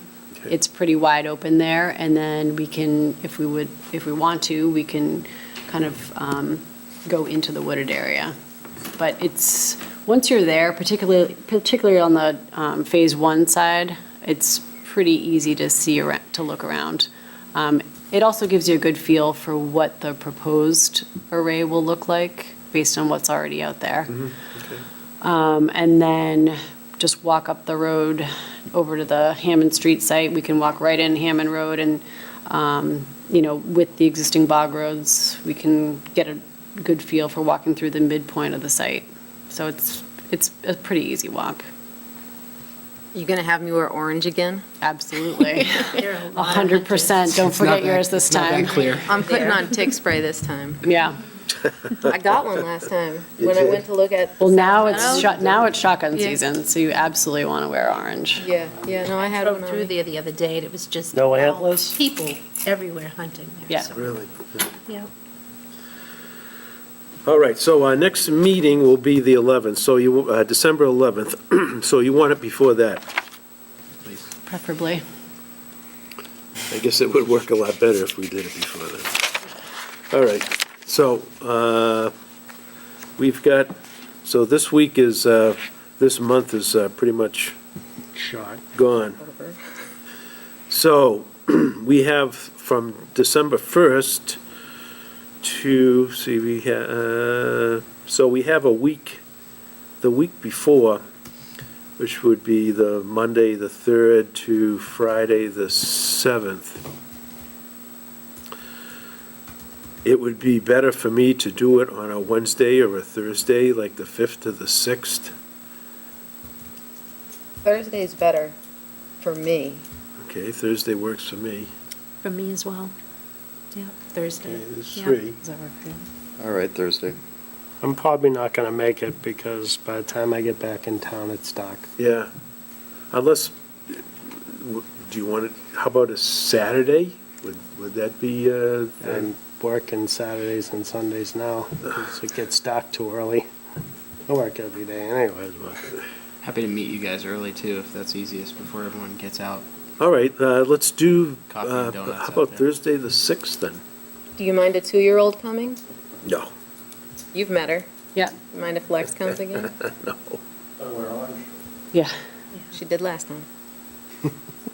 Yeah, the first site, I mean, the Federal Road site will be relatively easy because it's pretty flat and wide open. Yeah. Hammond is a little trickier. There's a lot of really wet areas right at the entrance, and it is walking down the main road, just so you're aware. But as long as you keep her close by, it should be fine. What time is good for everybody? Anytime. There's no good time for me because I'm like Will, but Yeah. I mean, if, obviously it has to take place before, I mean, I'm working with a headlamp at 4:15, so. Is early morning better?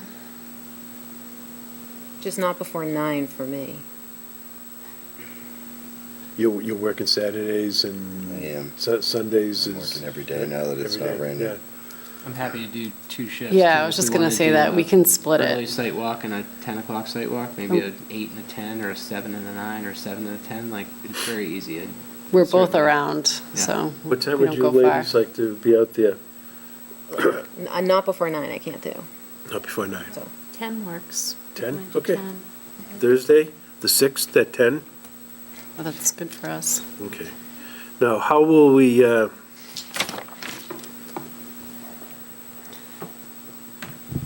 The second project's gonna have to have roadways, right? Well, the whole southern and western edge of the array is defined by that existing bog road. Right. So like Sarah said, if we park at phase 1, we'll walk down, check out phase 2, and then we'll cross the street and we'll walk that bog road. And if anyone wants to go gallivanting in the woods, please feel free. okay. Can we mark the corners, or how will we know? It's The pretty, size. it's pretty evident, honestly, out there where we, so if you can see the cursor, we can park right here. Mhm. It's a very obvious entrance. Once you pull in on this road, just park to the side, you'll see the array right in front of you. And then we can walk along this edge very easily, or the edge of the array. We can, this is wide open, we can walk up here and look at this wooded area.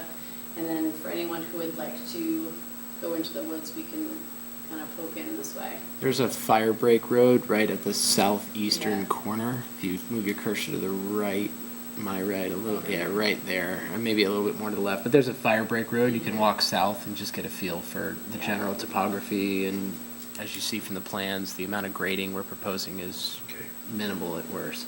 So And then we just can walk up here, up Federal Road, and kind of cut in here. There's a pretty easy path that we can follow that kind of takes us into the middle of the site. Okay, so you're just gonna kind of take us in the middle of the site and show us where it is, so we can check out. Whatever you'd like. Mr. Chair, is it all right for me to ask if you could mark what has to be cut? On this site, it's pretty much already marked with these bog roads. The Okay, gas line and the bog roads are essentially the limit of clearing for this one. It's kind of. So that whole thing would be cleared and stripped? This whole shape, kidney shape, as that called it. is Yeah, gonna so I definitely would want to see what, I would want to see what has to be cleared on the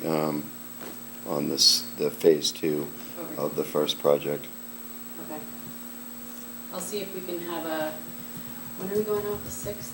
I'll see if we can have a surveyor come out and mark the corners at least, to give us an idea. Can we drive the bog roads of Zero It's Hammond? gonna be hard to find the corners, but. Yeah, I'm not trying to be difficult, No, it's totally. just, I just want to know how much is getting cleared, and like I said, Will kind of tied into what I was kind of leaning towards. I like the idea, that would be a great idea if there was some way we could do something to cut down, what's going on out there. I mean, also, it would have been great to have had that, been able to put that array where it's already dead. but, I'm not sure the neighbors would We agree. can't, so, right. but then, Right. but then again, every time I go by there, it seems like more and more trees are dying out there anyway, so. Oh, I'm sorry, Stephen, I didn't ask you if you were available. Mr. Chairman, do you I didn't ever? want to overlook you. I did remember you, though, I did remember you. Of course I'll be available, yes, sir. Thank you for asking. I didn't know if you had anything else going, anything else. I have great abilities to manipulate my own calendar, and I will do so we can be there for the sidewalk. Great, thank you. I'm You would sorry only I have to mark didn't 3 ask you stakes at the though, wouldn't beginning. you? We could. Since you're tying into that? From a scale perspective, though. They might be finding hard to 3 find. stakes and 25 acres. Well, we can hang Yeah. the ribbons Balloons or from the, something. yeah, Okay. if I can get somebody out there before then. Yeah, like I said, I'm not trying to be difficult, but it would be nice to see how much has to be cut to, access that, of that piece. Unfortunately, it looks like the part that's going to be cut is the part that's actually still good, and then it's really going to be open. All right, so we have our site visit scheduled, and there we'll take a look and see what we got out there in the field. I'm going to need a motion to continue this. Make a motion to continue the public hearing to 12/11 at 7 o'clock. And this is for Zero Ham, no, this No, is, 276. 276. yeah, okay, I get it, 276 Federal Road, yeah, this is easier to remember. All right, so we have a motion, I'll second that. You have a Was it second? seconded? No, I didn't do it this time. we have a motion and a second, those in favor? Aye. All right, Thank you. Thank you. okay, thank you very much. Thinking maybe December 3rd. Okay. Great. What's that, for the trip? Is anybody else interested in that? When is Going December out to Central 3rd? Mass? It's Monday. If it was raining, I will go. What time do you think you'd be back? There's a forum on the plate. It has, this month. Yeah.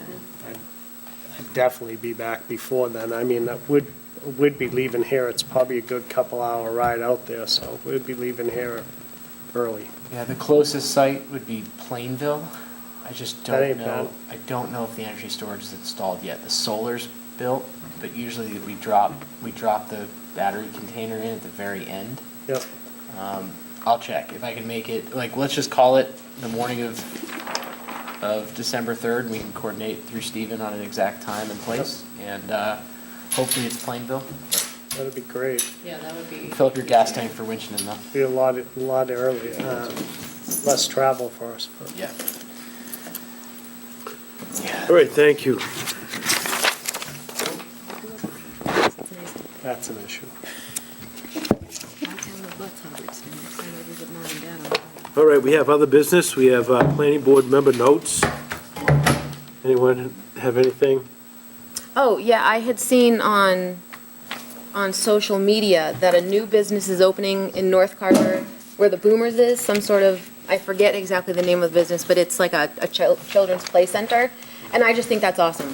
That's, I think, exactly the type of business that's perfect in Carver, that's new, so I just want to wish them a lot of luck. I wish I could remember the name of the place. I think they said they're going to try to open in December. So, They may have to come before the board if they have a sign. okay, well, good luck to them, because I think that's perfect for us. That's mine. Okay, thank you. Thank you, Anyone guys. else? Anyone else? No. Okay, planning director notes. Mr. Chair and members of the board, I am consistently reminded how much staff effort goes into preparing our packets, and if we could leave them in place in some kind of a semblance of an order that we found them, I happen to know that the staff in the planning department would be immensely grateful to you, especially since it looks like much of our agenda on the 11th will be substantively similar to what we experienced this evening.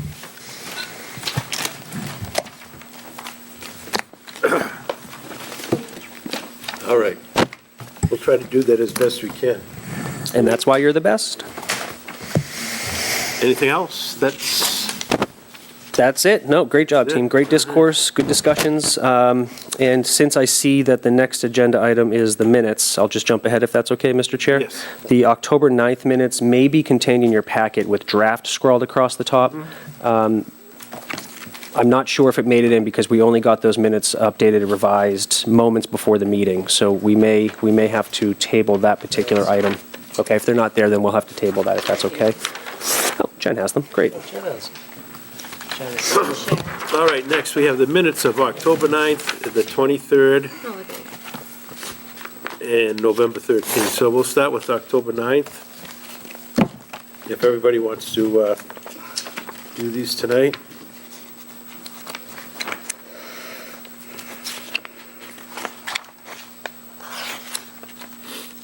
We've had some awful long meetings. Yeah, this is like a book of minutes here. I don't remember seeing these. Were these sent out to us? Not in the last packet. We only just got those minutes this afternoon. I mean, We had these the only last thing I time, but can, I had asked for additions and revisions, and there were like blanks. Correct. So we did see these last time, Okay. but we wanted to amend them. So, okay, so these weren't emailed the October 9th, were they emailed to us, or?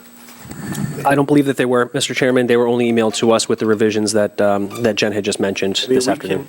We can wait for these to push these off to the next meeting, or do you want to approve these?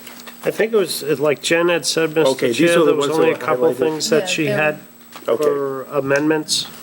Okay, guys. As I'm recalling, Mr. Chair and members of the board, the 2 or 3 areas, Jen, and maybe you can correct me, it was the square footage requirement for a sprinkler system to be installed, which is 7,500, and it was Hank Wimet's last name that was missing as well. Yeah, there were- Right, and I think those were the only two There were just a couple. two blanks. updates. Yeah.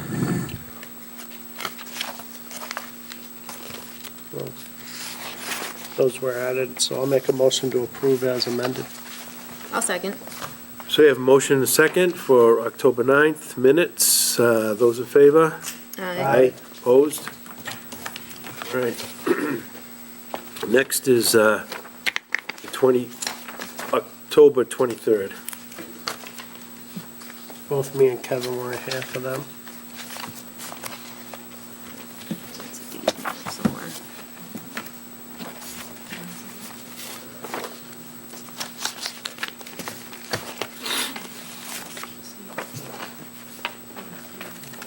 Mr. Chair, it seems here that at our last meeting, the minutes were voted on and approved 3-0 to 2, and I think Kevin and Will had abstained as they weren't participating in that Okay, meeting. so these have already been approved? That's correct. The minutes of, okay, so we'll not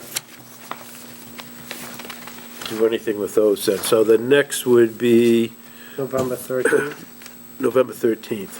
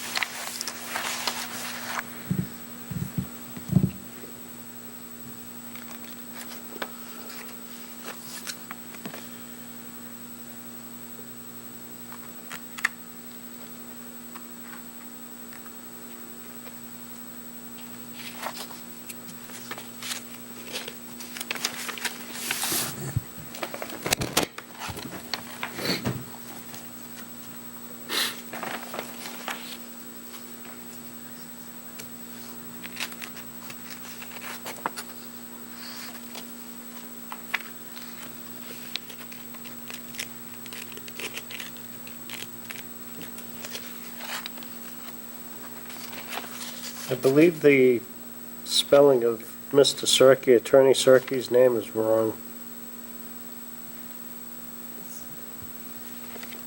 I could be wrong, but for some reason, his last name Cirque's popping out and it doesn't look right to me.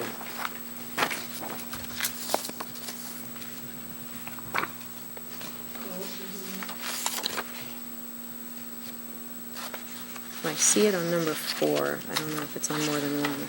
The number 4 has a bunch on it. Yeah, it's on 3 too, or 3 I just don't know if also. it's the right, letters, staff is too. Mr. Chair, members of the board, just having looked up Mr. Cirque's spelling, it looks as though it's Serkey. So that would have to change.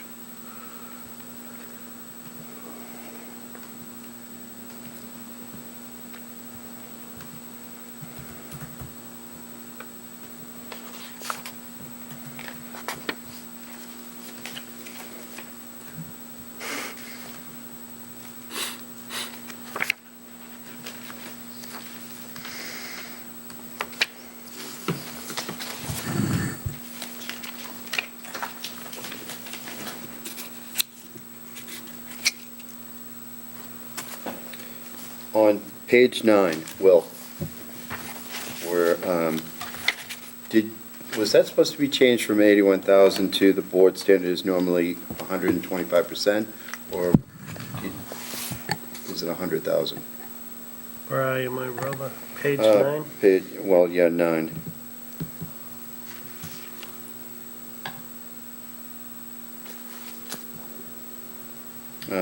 Middle of the page, so Will Sinclair asked for an estimate on a bond for decommissioning, 81,000.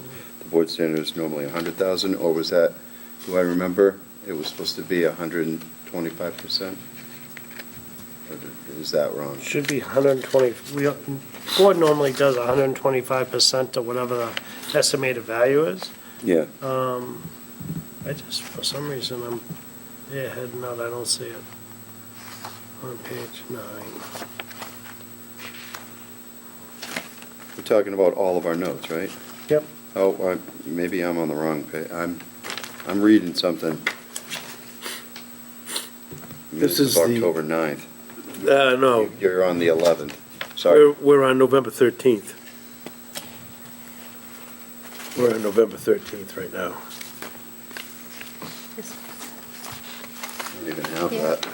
Let's see, why don't you look at it? So sorry about that, Will. You're good. But actually, I feel like that was corrected though, right? It was, I think we had actually applied the 125% metric to the estimated construction costs.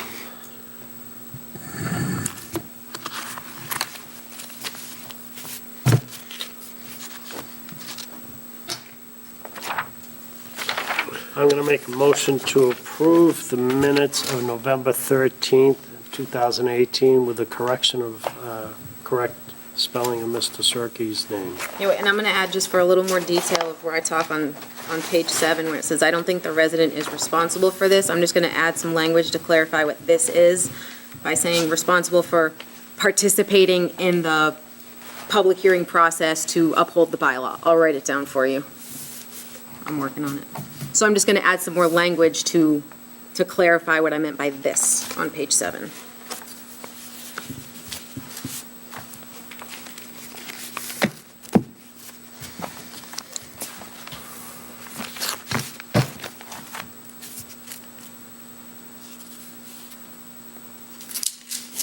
But aren't the notes reflected to as what was said?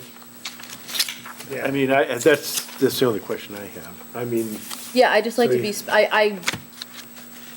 when it says I don't think the resident is responsible, it says, there's one house on Center Street that hasn't responded, there's no landscape plan for that property, I don't think the resident is responsible for this. I just don't want there to be ambiguity when I said responsible for this, I don't think the resident is responsible for participating in the public hearing in order for there to have to be a landscape plan. okay, so how would you do that, like a footnote or in parentheses, or? I would just change the word "this" to that. Okay.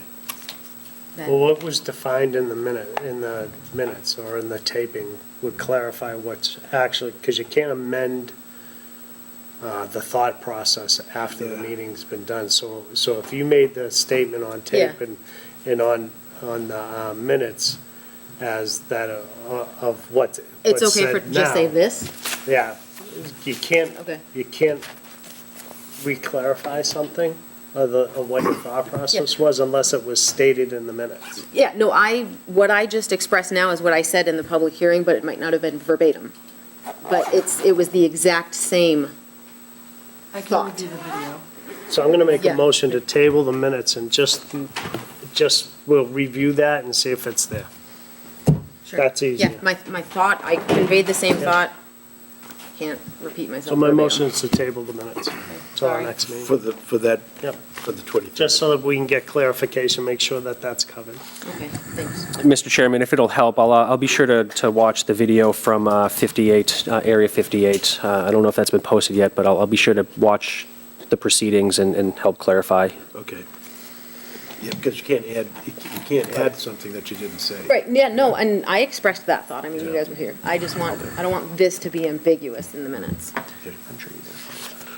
All right, Did we get a second on that? Not yet. I'll second. I'll second that. Oh, a okay. motion and a second to table the minutes? Yep. So we have a motion, second to table the minutes to the next meeting. Those in favor? Aye. Opposed? Motion to adjourn? I'll make said motion. I'll second it. We have a motion and a second. Those in favor? Aye. Aye. 11. Great.